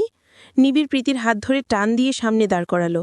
অভিযোগের সুরে বলল, আমি জানি তুমি ব্রিলিয়েন্ট স্টুডেন্ট, পড়াশোনায় মনোযোগী হওয়া স্বাভাবিক। তবে প্রীতি, আমি রিয়েলাইজ করলাম আমি আগের প্রীতিকে মিস করছি। বিয়ের পর থেকে তোমার আগের স্বরূপটা মিস করছি। বিয়ের পর পরিবর্তন আসে জানি, কিন্তু এভাবে হবে কখনো ভাবিনি। বলতে বলতে কোমর জড়িয়ে কাছে টানল। নিবিড় কোমর থেকে নিবিড়ের হাতটা সরিয়ে দিতে দিতে এড়িয়ে গেল প্রীতি। বলল, না বলেই এই মুহূর্তে আসলে? তোমাকে সারপ্রাইজ করতে। এই প্রিয়স্মিতা, অসময়ে আমাকে দেখে তুমি খুশি হয়েছ নাকি বোর হচ্ছ? মুখ দেখে তো খুশির কিছুই পাচ্ছি না। প্রীতি নিজেকে ব্যস্ত দেখাতে বলল, নিবিড়, তুমি যে নোটগুলো দিয়েছিল না, সেগুলো এখনো কমপ্লিট হয়নি। আজকে সেগুলো শেষ করার প্ল্যান করেছি। তুমি বসো, আমি কফি দিতে বলছি। আমাকে নোটগুলো শেষ করতে হবে। নিবিড় দীর্ঘশ্বাস ফেলে। প্রীতি চটপটে হাতে ওয়ার্ড্রপের উপর রাখা নোটগুলো টান দিয়ে নিতে থাকে। অবাক করা বিষয়, প্রেগন্যান্সি টেস্টের রিপোর্টটা পাশেই নোটের গা ঘেঁষেছিল। আকস্মিক রিপোর্টটা মেঝেতে পড়ো আর উড়তে উড়তে নিবিড়ের পায়ের সামনে ঠাকে। প্রীতির চোখ কপালে ওঠার জোগাড়। নিবিড় উবু হয়ে রিপোর্ট তুলতে নেয়, উপরে তারিখ আর প্রীতির নাম দেখে কপাল কুঁচকে আসে ওর। রিপোর্ট হাতে তুলে বলল, প্রীতি, এখানে তোমার নাম দেখছি। আমার গতকালের তারিখ? কিসের রিপোর্ট এটা? এনি প্রবলেম প্রীতি? প্রীতি থতমত খেল। সে তো ভেবে রেখেছিল নিবিড়কে কিচ্ছুটি টের পেতে দেবে না, 2-1 দিনের মধ্যেই অ্যাবর্শন করবে। প্রীতি হাত বাড়িয়ে টান দিয়ে নিয়ে নেবে, তার আগেই নিবিড় খুলে ফেলে। নিবিড়ের চোখ স্থির হয় প্রেগন্যান্সি টেস্ট পজিটিভ লেখা ওয়ার্ডটির উপর। নিবিড় চমকে প্রীতির মুখের দিকে তাকালো। প্রীতি তড়িৎ উল্টো ঘুরে দাঁড়িয়ে পড়ল। নিবিড় ভাবে প্রীতি লজ্জা পেয়েছে। নিবিড়ের চোখে আনন্দ ঝিকিমিকি করে ওঠে। পেছন দিকে প্রীতিকে জড়িয়ে ধরে কাঁধে থুতনি ঠেকালো। ঠোঁটে হালকা হাসি ফুটল। কোমল স্বরে বলল, আমি বাবা হচ্ছি। 1 সেকেন্ড থামল। একটা হাত আলগোছে প্রীতি পেটের উপর রাখল। মেদমহীন মসৃণ পেটে হাত বুলিয়ে বলল, প্রিয়স্মিতা, আমি বাবা হচ্ছি। Thank you Priyasmita. প্রীতিকে নিজের দিকে ঘুরিয়ে নিল। উত্তেজিত চোখমুখে জিজ্ঞেস করল, এত বড় সুখবর এখনো জানাওনি কেন? গতকালের তারিখ দেখছি, ফোনেও তো বলতে পারতে। প্রীতি রোবটের মতো দাঁড়িয়ে, মুখটা বিবর্ণ। গম্ভীর গলায় বলল, নিবিড়, আমাদের দুজনেরই পড়াশোনা শেষ হয়নি। তুমি বেকার? নিবিড় কথার মাঝেই বলে উঠল, ডোন্ট ওয়ারি, বেকার আজ আছি। অনার্সটা কমপ্লিট হলেই চাকরি পেয়ে যাব। আমার নিজের উপর এটুকু কনফিডেন্স আছে প্রীতি। প্রীতির বিরক্তি লাগছিল। নিবিড় হাঁটু খেজে বসল। 2 হাতে প্রীতির কোমর টেনে দূরত্ব ঘোচালো। পেটের উপর চুমু খেয়ে বলল, আমার অংশ, আমার অস্তিত্ব বহনকারী। বাবা খুব খুব খুশি। এত তাড়াতাড়ি আসবে কখনো ভাবিনি। বাবাকে সারপ্রাইজ করে দিলে তো। মাথা তুলে তাকিয়ে প্রীতির মুখটা বিবর্ণ খেয়াল হতেই নিবিড়ের কপাল গুটিয়ে আসে। দাঁড়িয়ে প্রীতির মুখের দিকে তাকিয়ে বলল, এই প্রিয়স্মিতা, মন খারাপ কেন? প্রীতি নিরুত্তর রইল। নিবিড় মৃদু হেসে বলল, ওহো, ভাবছ বাচ্চা এলে তোমাকে কম ভালোবাসব? ভালোবাসায় ভাগ বসাবে আমাদের বেবি? প্রীতিকে জড়িয়ে ধরে হেসে বলল, শোনো প্রীতি, তোমাকে আমি বড্ড বেশিই ভালোবাসি, আমার লাইফের থেকেও বেশি। তোমার জন্য আমি সবটা ছেড়েছি। আর বাচ্চা, আমাদের বাচ্চা তো আমাদের ভালোবাসারই অংশ। এই ছোট্ট প্রাণটা আমাদের ভালোবাসারই এক কোমল সাক্ষ্য। আমরা দুজনেই তাকে ভালোবেসে বড় করব। তোমার জন্য আমার ভালোবাসা কখনো ফিকে হবে না। তুমি আমার শ্বাস প্রশ্বাস। তোমার জন্য এক সমুদ্র ভালোবাসা এই বুকে নিয়েই আমি মরতে চাই। মাথার ওপর পুরনো পাখাটা খটখট আওয়াজ তুলে ঘুরছে। 3টে পাখা স্পষ্ট দেখা যাচ্ছে। বাতাস গায়ে লাগা দূর আওয়াজ। দেয়াই যেন ফ্যানটার কাজ। নিচে ঘুমন্ত এক রমণী অস্থিরভাবে নড়াচড়া করছে। ধপ করে চোখ মেলে সে স্বপ্ন দেখে ধরফড়িয়ে উঠে বসে প্রীতি। কপাল ঘেমে দরদর করে পানি ঝরছে। গলাটা শুকিয়ে কাঠ। হাতরে পাশে স্টিলের গ্লাসটা হাতে নিল। মুখে নিতে গিয়ে দেখে গ্লাস ফাঁকা। পানির ছিটে ফোঁটাও নেই। শুকনো জিভ দিয়ে গলা ভেজানোর ব্যর্থ চেষ্টা করে প্রীতি। এই রাতে সবাই ঘুমিয়ে এখন ডেকে মরে গেলেও পানি পাওয়া যাবে না। হাঁটুতে মুখ গুজে ফুঁপি উঠল প্রীতি। ইদানিং মাঝে মাঝেই নিবিড়ের স্বপ্ন দেখে। স্বপ্নের মাঝে পুরনো অতীতও উঠে আসে, যা আজকাল প্রীতিকে দগ্ধ করছে। অবচেতন মনটা চিৎকার করে বারবার বলতে চায়, তুই পাপী, পাপিষ্ঠ, তুই নিরীহ মানুষটাকে ঠকিয়েছিস, তার নিঃস্বার্থ ভালোবাসাকে পায়ে ঠেলে দিনের পর দিন প্রতারণা করেছিস। তুই এটা ডিজার্ভ করিস। উচ্চ পদস্থ এক পরিচিতজনের সুপারিশে জেল ডেপুটি সুপারিনটেন্ডেন্টের সাথে সার্থকের ভালো সম্পর্ক গড়ে ওঠে। সেই সুবাদেই সপ্তাহে 2বার বোনের সাথে দেখা করার সুযোগ নেয় সে। বোনের জন্য খাবার, ফলমূল, পোশাক দিয়ে যায়। তবে খাবার প্রীতির গলা দিয়ে নামতে চায় না। পোশাক সে সবসময় মলিন সাদামাটা রঙেরটাই পরে থাকে।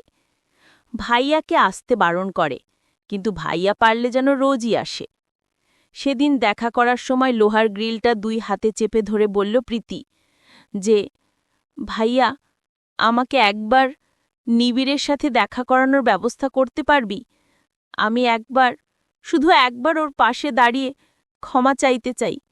জানিও আমার কথা অনুধাবন করার মতো অবস্থায় নেই, তবু একবার ওর পাশে দাঁড়িয়ে ক্ষমা। বোনকে দেখলেই বুকটা হু হু করে ওঠে। ইচ্ছে করে এক ঝটকায় বুকে টেনে নিয়ে পরম আদুরে হাতটা মাথায় বুলিয়ে দিতে, কিন্তু আফসোস সে সুযোগটুকুও যে নেই। গ্রিলের ওপাশে দাঁড়ানো বোনের দিকে তাকালেই চোখ চিকচিক করে ওঠে। সারচোখ আঙুলের সাহায্যে চোখের পানি মুছল। বলল যে, চেষ্টা করলে অনুমতি নিয়ে দেখা করাতে পারব, কিন্তু নিয়েও লাভ নেই। নীরব আর ওর পরিবার অ্যালাউ করবে না, দেখা করতে দেবে না, ঝামেলার সৃষ্টি হবে। নীরব বিচারের সময় ইচ্ছেকে অবধি আনতে দেয়নি। ইচ্ছেকে আনলেও তোকে ছাড়া থাকতে চাইতো না, কান্না করত। এটাকে জাজের সামনে উপস্থাপন করে তোর সাজা আরও কমানো যেত, বাট নীরবের সাথে তর্কতর্কি করেও ও ইচ্ছেকে আমার সাথে আসতে দেয়নি। প্রীতি দীর্ঘশ্বাস ফেলে বলল, আচ্ছা থাক ভাইয়া, কখনো যদি নিবিড় সুস্থ হয় আমার হয়ে বলে দিস, যেন পারলে আমাকে মাফ করে। জানি আমার অপরাধ ক্ষমার অযোগ্য, তারপরেও বলছি, তবু যদি তার হৃদয়ে 1 ফুটা দয়ার জায়গা থাকে তাহলে যেন আমাকে মাফ করে। নিবিড়কে সিঙ্গাপুর নেওয়ার জন্য কাগজপত্র জমা দেওয়া সব পুরোদমে চলছিল। এর মধ্যে নিবিড় গত 3-4 দিন ধরে বেশি অসুস্থ হয়ে পড়ে। লাইফ সাপোর্টে নেওয়া হয় নিহারিকা হসপিটালে। নিভান হসপিটালে ছুটাছুটি করছে। সবার আশায় জল ঢেলে সবাইকে কাঁদিয়ে অবশেষে নিবিড় না ফেরার দেশে পাড়ি জমায়। ভোর রাতে কম্পিউটারের শব্দ, সব কিছু এক নিমিষেই থেমে যায়। মনিটরে ঢেউ তুলে চলা হার্টবিট থমকে যায়। গত 1 সপ্তাহ ধরে নিবিড়ের অবস্থা ক্রমশ অবনতি হচ্ছিল। ফুসফুসের দীর্ঘমেয়াদী ক্ষতি আর নিউরোটক্সিনে স্নায়ুর স্থায়ী ড্যামেজ, দুটো একসাথে শরীরকে দুর্বল করে দিয়েছে। শেষ মুহূর্তে তীব্র শ্বাসকষ্ট আর সংক্রমণ সামলাতে না পেরে হঠাৎ কার্ডিও রেসপিরেটরি ফেলিয়ার হয়ে মৃত্যুর কোলে ঢলে পড়ে নিবিড়। বাড়িতে শোকের মাতম। নিহারিকার আহাজারেতে চারিপাশ ভারী হয়ে উঠেছে। মাহবুব সাহেব শোকে পাথর বনে গেছেন। নিভান নিজেকে সামলাতে না পেরে হাউ মাউ করে কাঁদছে। পাথরের মূর্তির মতন বসে আছে নীরব। বাড়ির আঙিনায় ভাইয়ের খাটিয়া।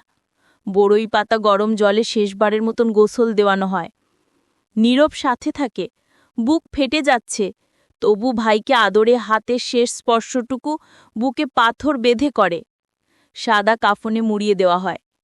এদিকে চাচুর পোস্টিং খাগড়াছড়িতে হয়েছে। সেখান থেকে আসতে সময় লাগছে বিধায় দেরি করা হচ্ছে।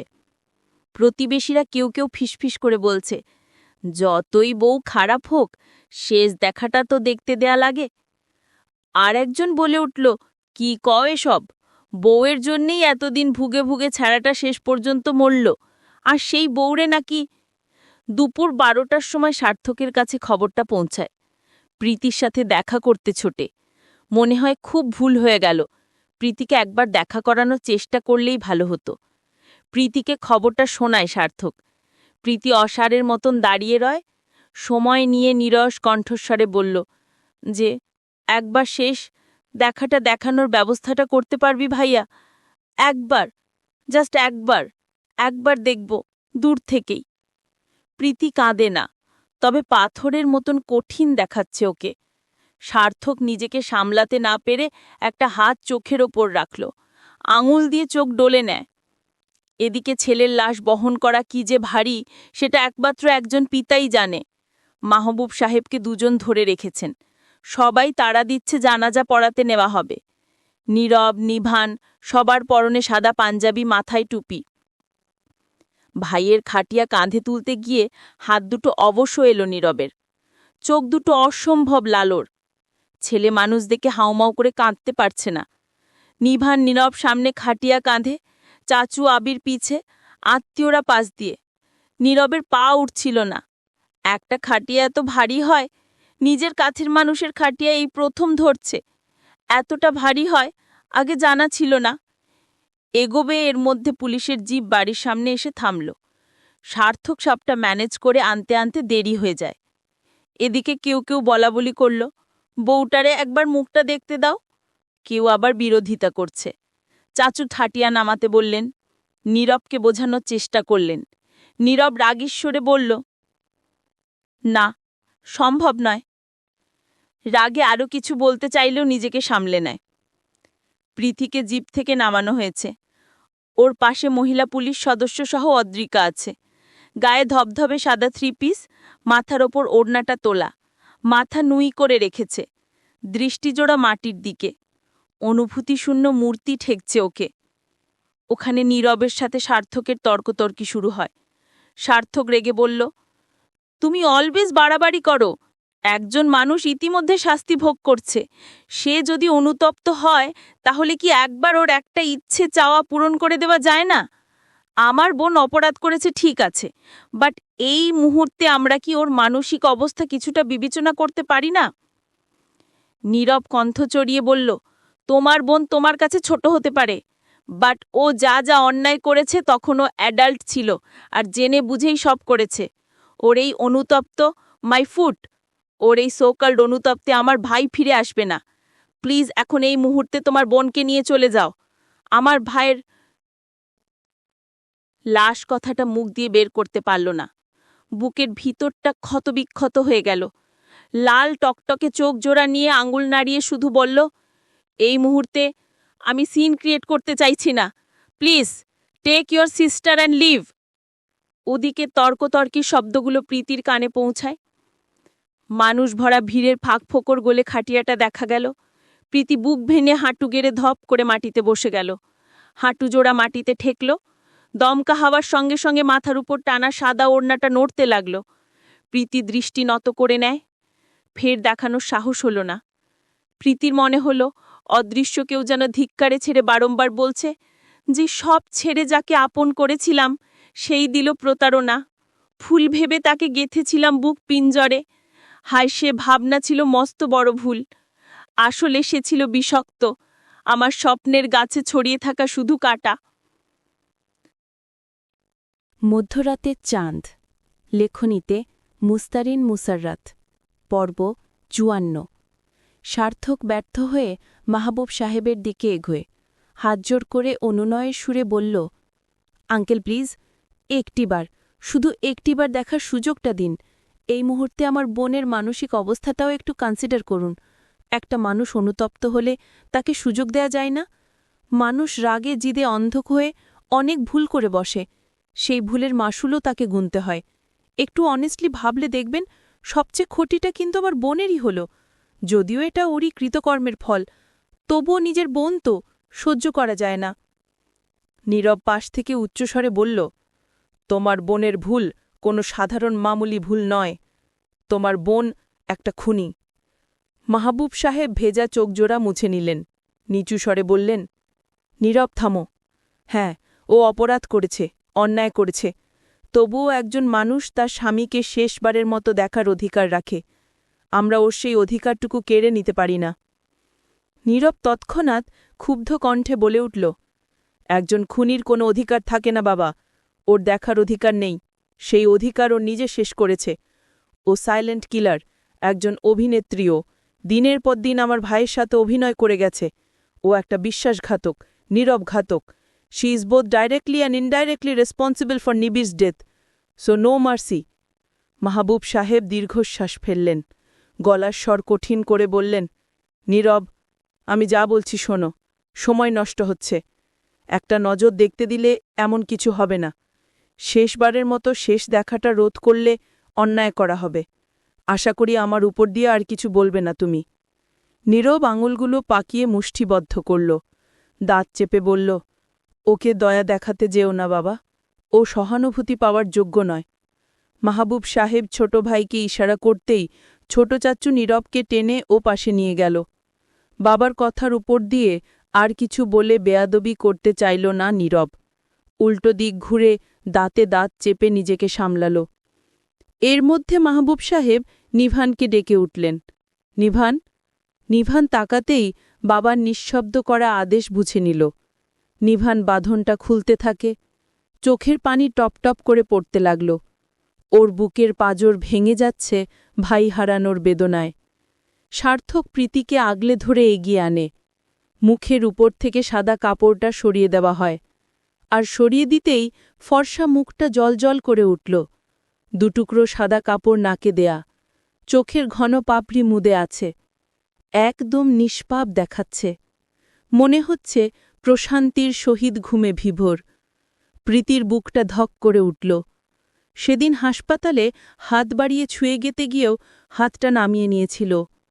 অদ্ভুতভাবে আজ কেন জানি একবার ছুঁয়ে দিতে ইচ্ছে করছে। কিন্তু হায়, আফসোস, এই প্রথম মন থেকে ছুঁয়ে দেখার ইচ্ছে জাগলেও ইচ্ছেটা পূর্ণ করার সাহস বা অধিকার বোধ কোনোটাই জোগাতে পারল না প্রীতি। চোখের কোল ঘেঁষে উষ্ণ নোনতা জল গড়িয়ে পড়ল নিঃশব্দে।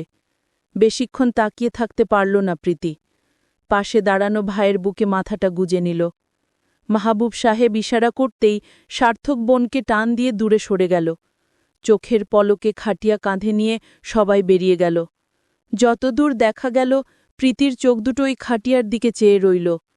প্রীতি শব্দ করে কাঁদে না, শুধু নিঃশব্দে অশ্রুবিন্দু গড়িয়ে পড়ল। অবচেতন মনটা বলতে চাইল, মাফ করে দিও নিবিড়।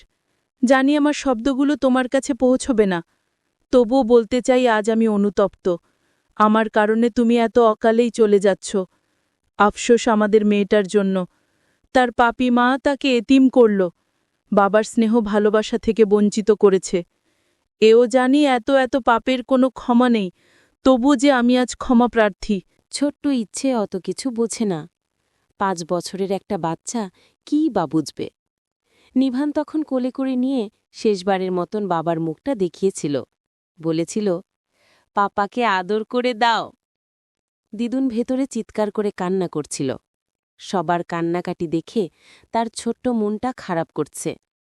মিষ্টি মুখটা শুকনো করে ফ্যালফ্যাল চোখে কিছু পল বাবার মুখের দিকে তাকিয়ে থাকে। মুখটা ভার করেই বড় পাপার কথা রাখতে হোক আর অদৃষ্ট টানেই হোক, ইচ্ছে বাবার কপালে ঠোঁট ছোঁয়ায়। উফ, শেষবারের মতন ছুঁয়ে দেয় বাবাকে। শেষ আদরটুকু আঁকে বাবার কপালে। আফসোস, বাবা টেরই পেল না, অনুভব করতে পারল না। ইচ্ছে মন খারাপ করে ভেতরে এক কোণে দাঁড়িয়েছিল। এর মধ্যে আনিশা বাইরে থেকে দৌড়ে আসে। হাঁপাতে হাঁপাতে বলে, ইচ্ছে, তোমার মাম্মা এসেছে।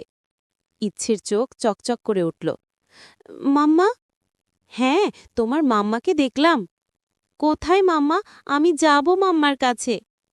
আনিশা চোখ দুটো সরু করে ঘন ঘন বলতে থাকে, তোমার মাম্মা বাইরে, জানো, বাইরে পুলিশ, আবার পুলিশের গাড়িও আছে। পরের কথাগুলো কানে পৌঁছায় না ইচ্ছের। মাম্মা বাইরে আছে শুনেই ও ঝটে। প্রীতির আশা নিয়ে আত্মীয় স্বজনরা এটা ওটা বলে ফিসফিস করছে। কেউ আবার মুখে যা আসছে তাই সামনের ওপর বলে দিচ্ছে। নিহারিকার জ্ঞান নেই। ছেলেকে নেয়ার আগে মাকে আরেকবার দেখানো হয়। সেই তখন জ্ঞান হারিয়েছেন। আত্মীয়স্বজন মাথায় পানি দিচ্ছে। প্রত্যাশা ওখানেই ছিল। এর মধ্যে নীলাশা এগিয়ে ইশারায় প্রত্যাশাকে ডাকল। প্রত্যাশা এগিয়ে একটু ফাঁকা জায়গায় দাঁড়াল। রুম ভর্তি মহিলা মানুষে। নীলাশার চোখ দুটো ফোলা। দীর্ঘশ্বাস ফেলে মৃদুস্বরে বলল, তুমি? কথার মাঝেই প্রত্যাশা নিচুস্বরে বলল, হ্যাঁ শুনেছি, সবাই এখানে বলাবলি করছে। নীরব নাকি দেখতে দিচ্ছে না, ওনাকে একটু বুঝিয়ে বলো দেখতে যেন দেয়। সবাই অনেক কিছুই বলবে, এটা জেনেও যখন দেখতে আসছে তখন নিশ্চয় মন থেকেই আসছে। আর আপু, আত্মীয়স্বজন মানুষগুলোও না কেমন মুখের উপর যাচ্ছে না তাই নাকি বলতিছে। অনেকেই অনেক কিছু বলেছে, আর বলার কথাই। যাকগে, বাদ দেই। বাবা নীরবকে বুঝিয়ে সুঝিয়ে দেখতে দিয়েছে। শোন, যা বলার জন্য ডাকলাম, ইচ্ছে বাইরে ওর মায়ের কাছে গেছে। ইচ্ছে তো তোর কথা শোনে, তুই একটু নিয়ে আয় না। নিভানরা সবাই চলে গেছে, আর মনে হয় না ইচ্ছে আমার কাছে আসবে। তুই একটু যাবি? প্রত্যাশা মাথা নেড়ে বলল, আচ্ছা যাচ্ছি। মাথার ওপর থাকা ওড়নাটা ভালো করে টেনে পা বাড়াল। প্রীতিকে পুলিশের জিপে তোলা হবে। এর মধ্যে পিছন থেকে বাতাসের সাথে ভেসে এলো মিষ্টি কণ্ঠস্বর, মাম্মা! আ! বাঁধ ভাঙা ঢেউয়ের মতন ছুটতে আসছে ইচ্ছে, যেন কোনো বেড়িভাদ বাধা তাকে থামাতে পারবে না। মেয়ের কণ্ঠস্বর কর্ণযুগলে পৌঁছাতেই প্রীতি ঘাড় ঘুরিয়ে তাকায়। মেয়ে দৌড়ে এলো, সামনে থামল। 2 হাত হাঁটুতে রেখে হাঁপাতে হাঁপাতে ঘন ঘন বলল ইচ্ছে, মাম্মা, ও মাম্মা, আমাকে রেখে তুমি এতদিন কোথায় গিয়েছিলে? মুখটা উঁচু করে মায়ের মুখের দিকে তাকালো। বাচ্চা মেয়েটার ঠোঁটের কোণে এক ছিলটে খুশির ঝিলিক বাঁকা গেল। প্রীতির চোখ ঝাপসা হয়ে এলো চোখের বাঁধ ভাঙা বন্যায়। ইস, কানে বাজছে এত আদুরে ডাক, মাম্মা, ও মাম্মা! প্রীতি নিজেকে সামলাতে পারল না, হাঁটু ভেঙে বসে পড়ল। মেয়েকে একটানে বুকের সাথে চেপে ধরল। শব্দ করে ঝরঝরিয়ে কেঁদে উঠল মায়ের। কান্নার শব্দে ইচ্ছে ভোরকাল, মাম্মা, তুমি কাঁদছ কেন? সবাই আজকে কাঁদছে। দিদুন, দাদু ভাই, বড় পাপা, পাপা, মামনি, সব্বাই। আমার না খুব মন খারাপ হচ্ছে। একটুও ভালো লাগছে না, একটুও না। মাথা নেড়ে নেড়ে বলতে থাকে ইচ্ছে। প্রত্যাশা এতক্ষণে এসে খানিকটা দূরে দাঁড়িয়েছে, ভেজা চোখে তাকিয়ে রইল। প্রীতি কান্নার বেগ থামিয়ে নাক টেনে নিল। মেয়ের আদরে মুখটা দুহাতে আগলে ধরে চুমু খেতে লাগল। সারা মুখে চুমু খেয়ে ভরিয়ে দিল। ইচ্ছে একের পর এক প্রশ্ন করছে, প্রীতি কিছুই বলতে পারছে না। গলায় যেন বেড়ি পড়ানো এমন ঠেকছে। ওদিকে বরাদ্দ সময় শেষের দিকে তাড়া দিচ্ছে। সার্থকে এগিয়ে বোনের কাঁধের ওপর হাত দিল, মৃদুস্বরে ডাকল, প্রীতি। প্রীতির বুঝতে বাকি রইল না। শেষবারের মতন মেয়েকে বুকের সাথে জড়িয়ে ধরল, একদম চেপে ধরল। পরপর ছেড়ে দিয়ে মেয়ের ছোট্ট হাত দুটো এক করে ধরল। তারপর সেই হাতের ওপর চুমু খেল। উঠে দাঁড়িয়ে কয়েক পা এগিয়ে গেল, ঠিক প্রত্যাশার সামনে দাঁড়াল। আচমকা প্রত্যাশার একটা হাত ধরে সেই হাতের ওপর ইচ্ছের হাতটা রাখল। প্রত্যাশা ভ্যাবাচাকা খায়। প্রীতি একটাও শব্দ উচ্চারণ করল না। সোজা উল্টো ঘুরে লম্বা কদমে এগিয়ে যায়। ইচ্ছে পিছন থেকে ডাকে, মাম্মা, কোথায় যাচ্ছ মাম্মা? তুমি আবার চলে যাচ্ছ মাম্মা? দিদুন বলে তুমি অফিসের কাজে গিয়েছ, আমিও যাব তোমার সাথে। প্রীতি আর ফিরে তাকায় না। ইচ্ছের এবারে কান্না পাচ্ছে। ছুটে যেতে নিয়ে বাধা পায়। প্রত্যাশা ওর হাতটা ধরে আছে। ইচ্ছে হাত ছুটানোর চেষ্টা করতে করতে বলল, মামনি, ছাড়ো, আমি মাম্মার কাছে যাব। মুহূর্তেই জিপটা দূরে চলে যেতে লাগল। ইচ্ছের কান্নার বেগ বাড়ল। চিৎকার করে বলল, মাম্মা, ও মাম্মা, আহ! নিমিষেই জিপটা ধুলো উড়ছে, চোখের আড়াল হয়ে যায়। ইচ্ছে কাঁদতে থাকে। প্রত্যাশা আগলে ধরে বলে, কাঁদে না সোনা, মাম্মা আসবে, কাজ শেষ হলেই আসবে। ইচ্ছে কাঁদতে কাঁদতে বলল, মাম্মা, মাম্মা, ওরা মাম্মাকে কোথায় নিয়ে যাচ্ছে? মাম্মা, আমি যাব মাম্মার সাথে। সার্থক এগিয়ে এলো। ইচ্ছের কপালে চুমু খেয়ে বলল, তোমার মাম্মার কাজ শেষ হলেই তোমার কাছে আসবে। সোনামণি, তুমি না গুড গার্ল, আর গুড গার্লরা তো এভাবে জিদ করে না সোনা। তুমি তো মাম্মার ভালো মেয়ে, বলো ভালো মেয়ে না তুমি? ফুপাতে ফুপাতে মাথা নেড়ে হ্যাঁ বোঝায় ইচ্ছে। সার্থক বলল, ভালো মেয়ে হলে মাম্মার কথা শুনবে। মাম্মা বলেছে দাদু বাসার সবার কথা শুনে লক্ষ্মী মেয়ে হয়ে থাকতে। এখন গুডগার্ল হয়ে মামনির সাথে ভেতরে যাও তো। আরও একটা সাথে বুঝিয়ে বলার পর ইচ্ছে নাক টেনে ফুপাতে ফুপাতে প্রত্যাশার সাথে ভেতরে আসে। অদ্রিকা গাড়ির কাছে দাঁড়িয়েছিল। সার্থক গিয়ে দরজা খুলে দিতেই ভেতরে বসে সে। সার্থক চুপচাপ ড্রাইভিং করছে। অদ্রিকা দীর্ঘশ্বাস ফেলে বলল, ইচ্ছির জন্য খুব বেশি খারাপ লাগছে। বাচ্চা মেয়েটা খুব সাফার করবে। সার্থক দৃষ্টিজোড়া পিচের রাস্তায় রেখেই বলল, ইচ্ছে এখানে খুব ভালো থাকবে। ওর ফ্যামিলি বাবা মায়ের শূন্যতা টের পেতে দেবে না। নীরব আছে, তারপর বাড়ির প্রতিটি সদস্যই ইচ্ছেকে আগলে রাখবে। তবে যখন বড় হবে, সব সত্য জানলে কষ্ট পাবে। মায়ের প্রতি এখন যে ভালোবাসাটা আছে, তখন হয়তো সেটা ঘৃণায় পরিণত হবে। আফসোস, প্রীতি চাইলেই জীবনটা সুন্দর করে গুছিয়ে নিতে পারত। রাগ, জিদ, বেপরোয়া ইগো ওকে ধ্বংস করে দিয়েছে। এখন হয়তো টের পাচ্ছে, সব শেষ করে উপলব্ধি করার 4 আনারও মূল্য নেই। যার জলজান্ত উদাহরণ প্রীতি। সবাই একে একে ফিরতে নেয়। 3.5 হাত মাটির ঘরে ভাইকে একলা ফেলে যেতে ভীষণ কষ্ট হচ্ছে। এতই কষ্ট প্রবল যে নীরবের পা দুটো যেন গেথে গেল। লাল টকটকে চোখচোরা অশ্রুতে টলমল করতে থাকল। আকস্মিক নীরবের কানে বাজছে উচ্ছ্বাস নিয়ে ভাইয়ের বলা কিছু কথা, কিছু মুহূর্ত, যা এখন ভাইয়ের স্মৃতি। রেজাল্ট দেওয়ার পর উল্লাস নিয়ে বলেছিল, এই নীরব, তোর থেকে এবারে আমার সিজিপিএ বেশি। যদিও তুইও হ্যান্ডসাম সিজিপিএ তুলেছিস, তবুও তোর থেকে এবারে এগিয়ে কিন্তু আমি। তোর থেকে 3 মিনিট আগে হলেও পৃথিবীতে এসেছি। 3 মিনিটের হলেও বড় আমি। তাই রেজাল্টের মতন সবকিছুতে এভাবেই এগিয়ে থাকতে হবে। বলেই কলারে হাত রেখে ভাব নেওয়ার অ্যাক্টিং করে নিবিড়। মায়ের মুখ থেকে শোনা কত সময়ের ব্যবধান দুজনের ভূমিষ্ঠ হওয়ার। ভাইয়ের খুনসুটিগুলো চোখের সামনে জলজাল করছে নীরবের, আর করছে বলেই খুব পীড়া দিচ্ছে। নীরব ধপ করে কবরের পাশে হাঁটু গেড়ে বসল। শরীর কাঁপছে, চোখ দুটোতে অঝরে বর্ষণ নামছে। চিৎকার করে বলতে ইচ্ছে করল, নিবিড়, তুই বলেছিলি সব কিছুতে এগিয়ে থাকবি, কিন্তু এই এগিয়ে থাকা তো আমি কোনোদিনও চাইনি। আগে জানলে বলতাম, তুই সব সময় আমার থেকে পিছিয়ে থাকিস। দুজনের আসার ব্যবধান যদি 3 মিনিটই হয়, তবুও কেন এত দ্রুত ছেড়ে গেলি? নিভান ভাইয়ের পাশে বসে কাঁধের ওপর হাতটা রাখল। ভেজা গলায় বলল, নীরব, ওঠ ভাই, বাসায় চল। আটকে রাখা কান্না এবার ছিটকে যেন বেরিয়ে এলো। ঝরঝরিয়ে কেঁদে উঠল নীরব। এক ঝটকায় বড় ভাইকে জড়িয়ে ধরে হাউমাউ করে কাঁদতে শুরু করল। নিভানও নিজেকে সামলাতে পারল না। ভাই বিয়োগের বেদনার কান্নায় চারপাশ ভারী হয়ে উঠল। বৃদ্ধ বাবা বুকে হাহাকার নিয়ে মরহুম ছেলের জন্য দোয়া করতে থাকলেন। এছাড়া যে আর কিছুই করার নেই। আত্মীয় স্বজন এগিয়ে এসে ওদের 2 ভাইকে সামলে নিয়ে ফিরতে থাকে। কারো জন্য কোনো কিছুই থেমে থাকে না। যে যাওয়ার সেই যায়, রেখে যায় কেবল স্মৃতি, যা প্রিয়জনের বেদনা বাড়িয়ে দেয়। তবুও সময়ের সাথে সাথে মানুষের দুঃখ ফিতে হয়ে আসে। ব্যস্ততার ভিড়ে হারিয়ে যায় অশ্রুর ভারী মুহূর্তগুলো। এরই মাঝে কেটে গেছে 2.5 মাস। বাড়ির শোকের ছায়া অনেকটা সরে গেছে। আগের মতো না হলেও সবাই ধীরে ধীরে স্বাভাবিক জীবনে ফিরছে। প্রত্যাশার 7.5 মাস চলছে। ঘড়িতে সন্ধ্যা 7টা। ইবনে সিনা হসপিটাল অ্যান্ড ডায়াগনস্টিক সেন্টারের ওয়েটিং চেয়ারে প্রত্যাশা আর নীরব পাশাপাশি বসে। চেকআপের জন্য প্রত্যাশাকে আনা হয়েছে। গাইনোকোলজিস্ট এটা সেটা টেস্ট দিয়েছে। টেস্টের জন্য স্যাম্পল হিসেবে ব্লাড আর ইউরিন কালেক্ট করা হয়েছে। এখন আল্ট্রাসাউন্ড বাকি আছে। প্রত্যাশার হাতে ফ্রেশের মিনারেল ওয়াটার বটল মুখের সামনে ধরে দুঢোক গিলে মাথাটা নীরবের কাঁধের ওপর রাখল। শরীর দুর্বল লাগছে। অনেকক্ষণ বসে থেকে কোমরও ধরে গেছে।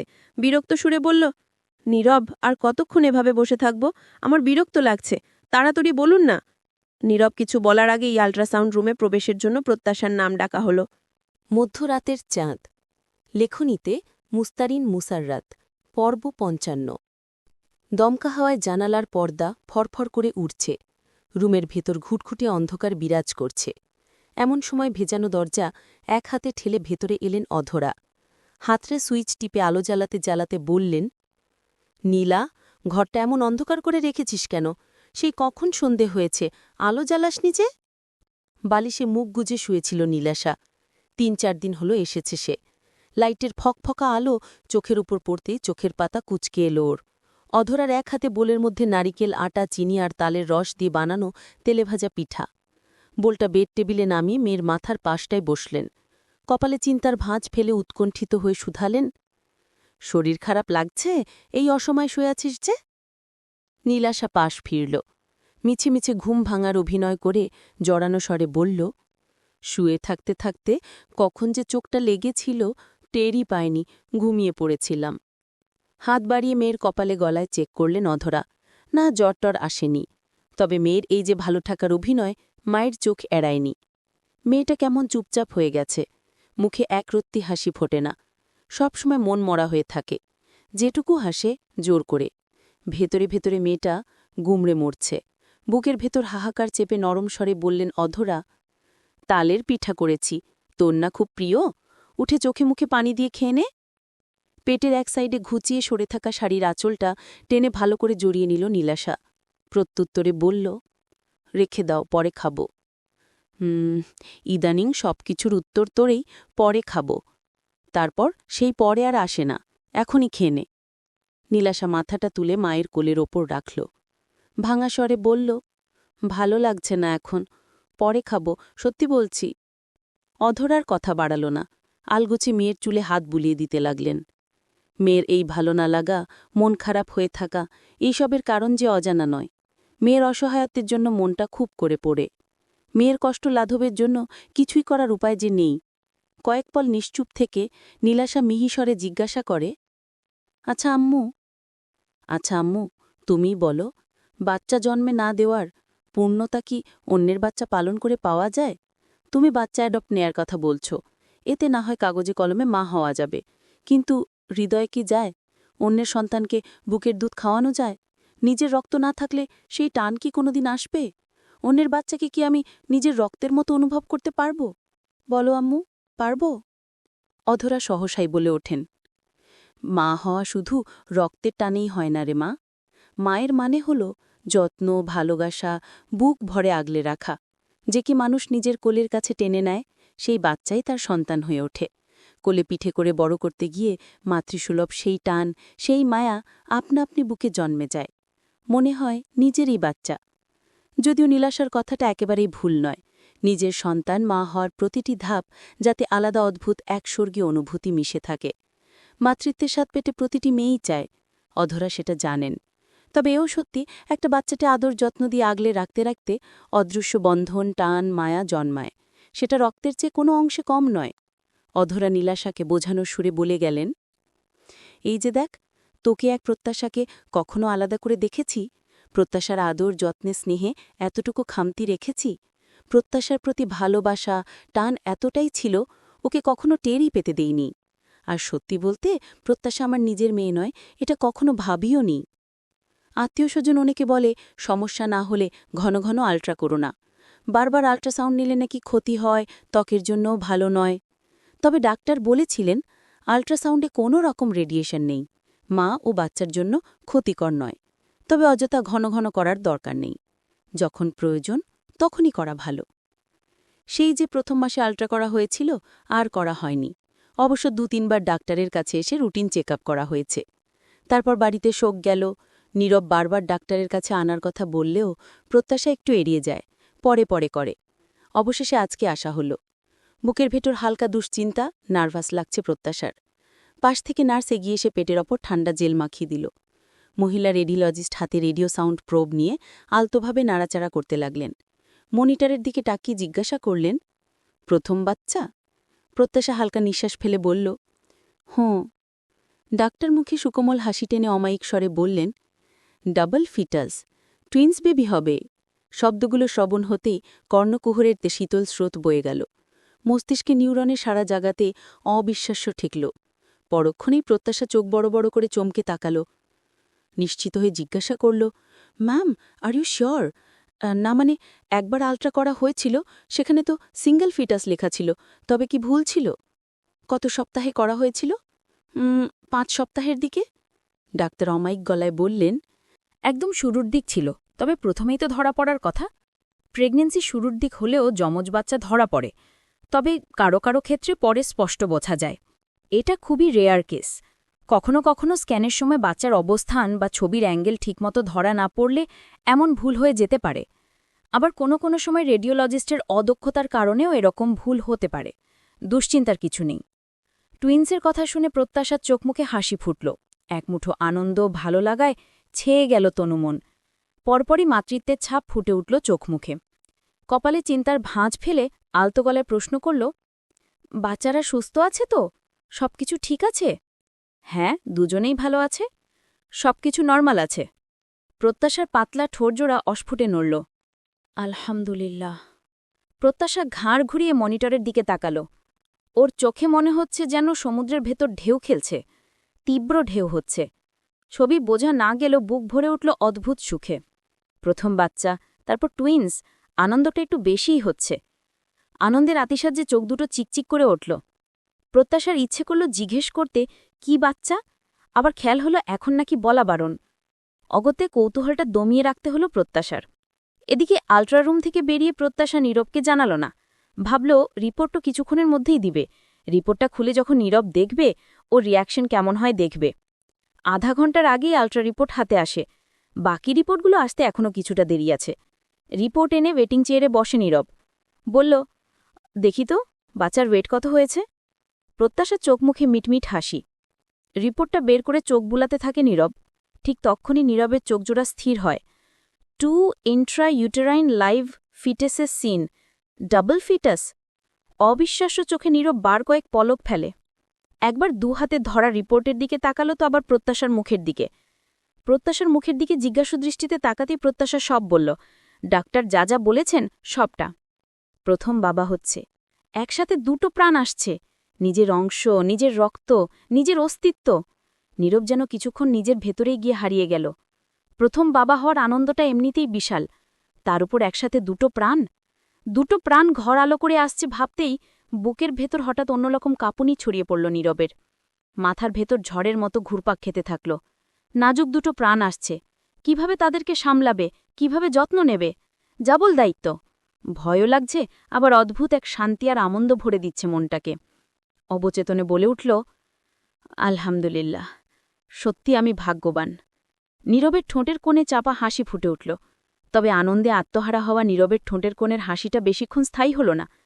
কয়েক পল পরই এক নিমিষেই হাসিটুকু গায়েব হয়ে যায়। বুকের ভেতর চিনচিনে ব্যথা অনুভব হল। নিবিড়ের কথা খুব করে মনে পড়ল। আবার টুইন্স। ওফ, খবরটা শুনে সবাই নিশ্চয়ই খুব খুশি হতো। কিন্তু এখন সেই খুশির জায়গায় সূক্ষ্ম একটা বেদনা ছড়াবে। বাড়িতে জোড়া বাচ্চা দেখলেই মায়ের নিবিড়ের কথা মনে পড়বে। নিবিড়ের কথা মনে উঠতেই আনন্দটা ক্ষণিকের জন্য চাপা পড়ে গেল নীরবের। শ্বাস প্রশ্বাস ভারী হয়ে এলো। নীরবের মলিন মুখের দিকে তাকিয়ে অনুধাবন করতে পারল প্রত্যাশা। তাই তো কিছু বলতে গিয়েও থেমে গেল মেয়েটা। পরন্ত বিকেল, প্রত্যাশার হাতা বাবলের বোতল। স্টিকটা মুখের সামনে ধরে ঠোঁট চেপে হালকা ফুঁ দিতেই বাবলগুলো ধীরে ধীরে গোল গোল হয়ে বাতাসে উড়ে গেল। হালকা ঝিকিমিকি রঙের বাবলগুলো বাতাসে খেলতে খেলতে উড়ছে। ইচ্ছে খিলখিল করে হাসছে। মাথা উঁচু করে লাফিয়ে লাফিয়ে বাবলগুলো ছুঁয়ে দিচ্ছে। কণ্ঠে উল্লাস নিয়ে চেঁচিয়ে বলল, ইয়ে, ফাটিয়ে দিয়েছি মামুনি, আরও করো আরও, এবার বিষাদ বড় বড় করবে, হ্যাঁ। প্রত্যাশা হেসে মাথা নেড়ে বলল, ওকে ওকে কিউটি, এবার দেখো ইয়া বড় করছি। নীনারিকা রুম থেকে বেরিয়ে এসব দেখেই হৈ হৈ করে উঠলেন। এ আল্লাহ, রুমের মধ্যে এসব কি করছো? ফ্লোর ভিজে উঠছে তো। শাশুড়ির গলাপেই থমকে দাঁড়াল প্রত্যাশা। নিহারিকা গম্ভীর মুখে বললেন, প্রত্যাশা, তোমার কোনো কাণ্ডজ্ঞান হবে না, ভেতরে এসব কেউ খেলে। আর এই যে দেখো ফেনা পরে টাইলস ভিজে উঠছে, এটা খুব পিছলে হয়। আল্লাহ না করুক, যদি পা পিছলে যায় তখন তখন কি হবে? কিছুটা রাগী গলায় বললেন নিহারিকা। প্রত্যাশা মাথা নিচু করে বলল, সরি মা। পরপর ফ্লোরের দিকে তাকিয়ে বলল ঝটপট, ফ্লোরটা আমি এক্ষুনি মুছে দিচ্ছি। নিহারিকা ধমকের সুরে বললেন, তোমাকে ফ্লোর মুছতে বলিনি, বোঝাতে চেয়েছি যদি কোনো দুর্ঘটনা ঘটে তখন। দুর্ঘটনা তো বলে কয়ে আসে না, আর একবার কিছু ঘটলে ফিরে আসবে না, তাই সচেতন হতে বলছি। এ বলি এক আর বোঝো আর এক। পাশ থেকে ইচ্ছে বলে উঠল, দিদুন, তুমি মাম্মুনিকে এত বকছ কেন? আমিই তো মাম্মুনিকে বাবল ফোলাতে বললাম। নিহারিকার মুখের আদর নিমিষেই পরিবর্তন হয়ে এলো। গম্ভীর মুখটা সরল করে নাতনির দিকে তাকালেন, কণ্ঠটা মেয়ে বললেন, বকছি না, তোমার মাম্মুনিকে একটু সচেতন থাকতে বলছি শুধু। সে তো আবার সবসময় একটা না একটা ঝামেলা পাকিয়েই থাকে, তাই একটু ভয় হয়। যাগে, এবার তুমি বলো এটা তোমাকে কে দিল? 2 হাত কোমরে রেখে ঘন লম্বা চোখের পাপড়ি নেড়ে বলল, বড় পাপা দিয়েছে। ও দাদু ভাই, এটা নিয়ে রুমে খেলতে হয় না, বাইরে খেলতে হয়। ইচ্ছে ছটপটে গলায় বলল, মামুনি তাহলে বাইরে চলো। প্রত্যাশার শাশুড়ির দিকে ভীত চোখে তাকালো। নিহারিকা বললেন, আজ রাখো, আনিসা নান্নু বাসা থেকে আসলে ওর সাথে খেলবে। ইছের মুখটা ভার হয়ে এলো। এর মধ্যে নীলাশা এসে বলল, ইচ্ছে চলো আমার সাথে, আমি বাবল তৈরি করে দেব। ইচ্ছে চোখ দুটো ফ্যাট চকচক করে উঠল। সত্যি? নীলাশার ঠোঁটে হাসি টেনে বাবলের বোতলটা প্রত্যাশার হাত থেকে নিয়ে ইচ্ছেকে বাইরে নিয়ে গেল। প্রত্যাশা মুখ ভার করে রুমের দিকে পা ভাড়ায়। প্রত্যাশার যাওয়ার দিকে তাকিয়ে নিহারিকার চোখ জলে ভেজে এলো। ছোট ছেলের ঘর আলোকিত করতে 2টো বাচ্চা খুশির আলো নিয়ে আসছে। দাদি হিসেবে তার তো খুশি হওয়ার কথা, অথচ খুশির মধ্যে কেমন একটা নীল বেদনা ঘিরে ধরছে। নিজের জান বাচ্চাটাকে খুব মনে পড়ে। আহা, কোল আলো করে যখন 2টো যমজ ছেলের জন্ম হল, 2টো বাচ্চার আলোয় কোল ঝলমল করে ওঠে। সেই বাচ্চার অকাল বিয়োগ কি মেনে নেওয়া এতই সহজ? অঝরে নিঃশব্দে এখনও লুকিয়ে লুকিয়ে কাঁদে নিহারিকা। মনে উঠলেই আত্মা ছিঁড়ে যাওয়া ব্যথা অনুভব হয়। বিকেলে হঠাৎ শাড়ি পরার ভূত চাপে প্রত্যাশার, আর চাপতেই ফট করে পরে নেয় শাড়ি। সচরাচর শাড়ি পরা হয় না, মাঝে সাঝে একটু আধটু পরে এই। ফোন সামনে ধরে কোয়েলকের কথা বলছিল। কোয়েল ওপাশ থেকে বলল, তুই অনেকটা শুকিয়ে গেছিস প্রত্যাশা, চোখ দুটো কেমন ডেবে গেছে। কই, এখন তো সবার জোড়াজুড়িতে বেশি বেশি খাই, আগের থেকে কিছুটা গোলমল্ল হয়েছি। সন্ধে 7:40 বাজে। অফিস থেকে ফিরে রুমে পা ফেলতেই নীরবের দৃষ্টি আটকায় বিছানায় আধো শোয়া হয়ে ফোনালাপে ব্যস্ত প্রত্যাশার দিকে। গাঢ় লাল রঙের শাড়ি, চওড়া পাড়ে সোনালি স্টোন বসানো, সঙ্গে ম্যাচিং লাল ব্লাউজ। ব্লাউজের হাতা কোনোই থেকে একটুখানি ওপরে আঁটোসাঁটো হয়ে আছে। চুলের খোপায় ঝিলমিল কাঠি, ডাগর ডাগর মায়াবী চোখে চিকন কাজল। সব মিলিয়ে প্রত্যাশাকে অপরথিপ সৌন্দর্যে আবৃত মনে হচ্ছে। লাল শাড়িতে একদম লাল টুকটুকে রাঙা বউ লাগছে। নীরবের চোখের পলক নড়তে ভুলে গেল, এক দৃষ্টে অপলক চেয়ে রইল। হঠাৎ হাসির ঝঙ্কারে নীরবের সম্বিত ফেরে। ওপাশ থেকে কোয়েল কিছু বলতেই প্রত্যাশা শব্দ করে হেসে ফেলে। প্রত্যাশার দৃষ্টি আকর্ষণ করতে নীরব মৃদুগলা খাঁকড়ি দিয়ে এগিয়ে আয়নার সামনে দাঁড়ায়। প্রত্যাশা এক পল তাকিয়ে ফের ফোনে গল্পে ডুবে দিল। নীরব ইউনিফর্মের বাটন খুলতে খুলতে চক্রমে প্রত্যাশার দিকে ফেরাল। ফোন আর ফোনের ওপাশের মানবিনীর ওপর নীরবের জ্যালাসি হল। বর ফিলেছে, কোথায় ফোন রেখে এটা ওটা জিজ্ঞেস করবে, তা না বউ এখনও গল্পে ব্যস্ত। ইউনিফর্মটা শব্দ করে সোফায় রেখে ফ্রেশ হতে ওয়াশরুমে ঢকে নীরব। বেরিয়ে থমথমে মুখে গায়ে সাদা রঙের টি শার্ট জড়াতে থাকে। প্রত্যাশা ফোন থেকে মুখ তুলে নীরবের দিকে তাকিয়ে জিজ্ঞাসা করল, কিছু লাগবে আপনার? লাগবে। তোমাকে লাগবে। কথাটা মনে মনে বললেও দাঁতে দাঁত চেপে ভদ্রতা দেখিয়ে বলল, না ঠিক আছে, তুমি কথা শেষ করো। সারাদিনের ক্লান্তি দূর করতে সোফায় গায়ে লিয়ে বসল নীরব। টেবিলের ওপর থেকে ইংরেজি ম্যাগাজিনটা হাতে নিল। ভিডিও কলের ওপাশ থেকে কোয়েল বলল, প্রত্যাশা রে, তুই তো সবার আগে শাশুড়ি হয়ে যাবি, মেয়ে হলে আরও আর্লি জামাইয়ের শাশুড়ি হবি। ভালো তো, উইশ করি একটা ছেলে আর একটা মেয়ে আসুক তোর। প্রত্যাশা মিষ্টি হেসে বলল, তোর দোয়াটা যেন লাগে ভাই, আমিও সেটাই চাই। কোয়েল ঠোঁটে দুষ্টু হাসি টেনে বলল, এই প্রত্যাশা, তোর এসপি সাহেব তো প্রথমেই ডাবল সেঞ্চুরি করল, প্রথম বাচ্চাই টুইন্স। প্রত্যাশা মনে মনে বিড়বিড় করল, বাসর রাতে এএসপি সাহেবের ডাবল আদরের কামাল। গলা ঝেড়ে প্রত্যাশা ও দুষ্টামি করে বলল, তুই রোহানকে বলবি বাসর রাতে ট্রিপল আদর করতে, দেখা যাক তোরা দুজন হ্যাট্রিক করতে পারিস কিনা।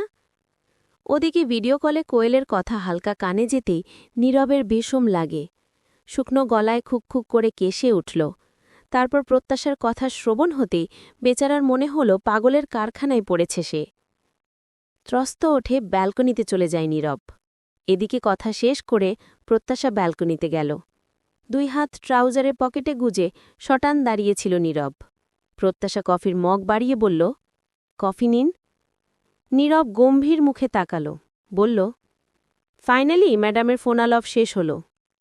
ধোঁয়া ওঠা কফির মগ হাতে নিল নীরব। প্রত্যাশা 2 হাত বুকে ভাঁজ করে বলল, আপনার কি হিংসে হচ্ছিল? মুখটা অমন থমথমে করে রেখেছিলেন যে। নীরব সরল স্বীকারোক্তি করে বলল, জেলেসি হচ্ছিল, একটু আধটু নয়, অনেক বেশি। পিঠটা গ্রিলে ঠেকিয়ে প্রত্যাশা ঠিক নীরবের সামনাসামনি দাঁড়াল। বলল, আচ্ছা, সব বাদ দিয়ে বলুন শাড়িতে আমাকে কেমন লাগছে। কফির মগে ঠোঁট ডোবাল নীরব।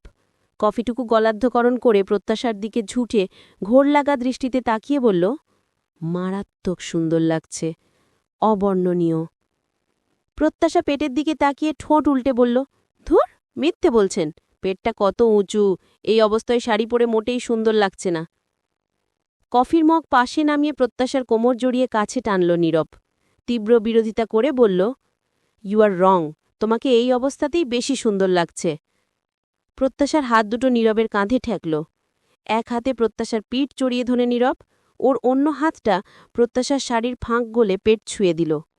প্রত্যাশার শরীর মৃদু কেঁপে উঠল। আলতো স্পর্শে ছুঁয়ে নরম স্বরে বলল নীরব, আমার চোখে এই মুহূর্তে তুমিটাই সবচেয়ে বেশি সুন্দর। এই যে পেটটা উঁচু, এটাই তো আমাদের জীবনের সবচেয়ে সুন্দর চিহ্ন, আমাদের ফার্স্ট বেবি, আমাদের পবিত্র ভালোবাসার চিহ্ন, সাক্ষী। প্রত্যাশা আপ্লুত হল। 2 হাতে নীরবের গলা জড়িয়ে ধরল, চোখ মুখে একগুচ্ছ স্বপ্ন নিয়ে উৎফুল্ল কণ্ঠে বলল, নীরব, জানেন, আমি চাই আমাদের বেবিরা আপনার মতো দেখতে হোক। ঘন জোর ভ্রু, কুচকুচে কালো চোখের মণি, সরু নাক, দুধের মতো ফর্সা গায়ের রং। আমার চাওয়াটা বললাম, এবার আপনার পালা। নীরব স্মিত হাসল। প্রত্যাশার নাকে নাক ছুঁয়ে বলল, বেবি, তোমার কিউট ফেসটা যেন পায়। প্রত্যাশা বলল, না, আপনার মতো যেন হয়। তোমার মতোই হলেই চলবে, শুধু। প্রত্যাশা মুখটা তুলে তাকালো, ভ্রু উঁচু করে ইশারায় বোঝালো, শুধু কি? নীরব গলাটা খাঁকারে দিয়ে একটু গম্ভীর ভঙ্গিতে বলল, হ্যাঁ, শুধু তোমার থেকে যদি ব্রেনটা সামান্য শার্প আর বাকপটুতা একটু কম হয় তাহলেই পারফেক্ট। প্রত্যাশা সাথে সাথে গাল ফুলিয়ে ফেলল।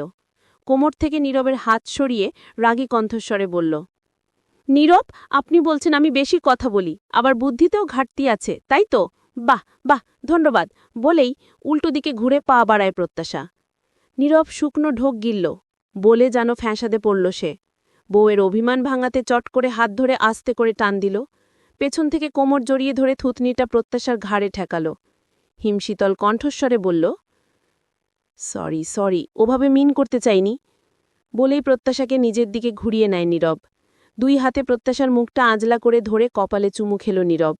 বলল আলতো স্বরে, আমাদের বেবি হবে তুমি আমি মিলিয়ে তৈরি সবচেয়ে সুন্দর ক্রিয়েশন। তোমার আমার মিশ্রণে তৈরি পৃথিবীর সবচেয়ে আদরে বেবি।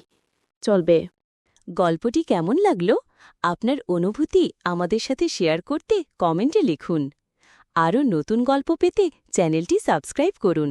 আপনাদের ভালোবাসাই আমাদের অনুপ্রেরণা।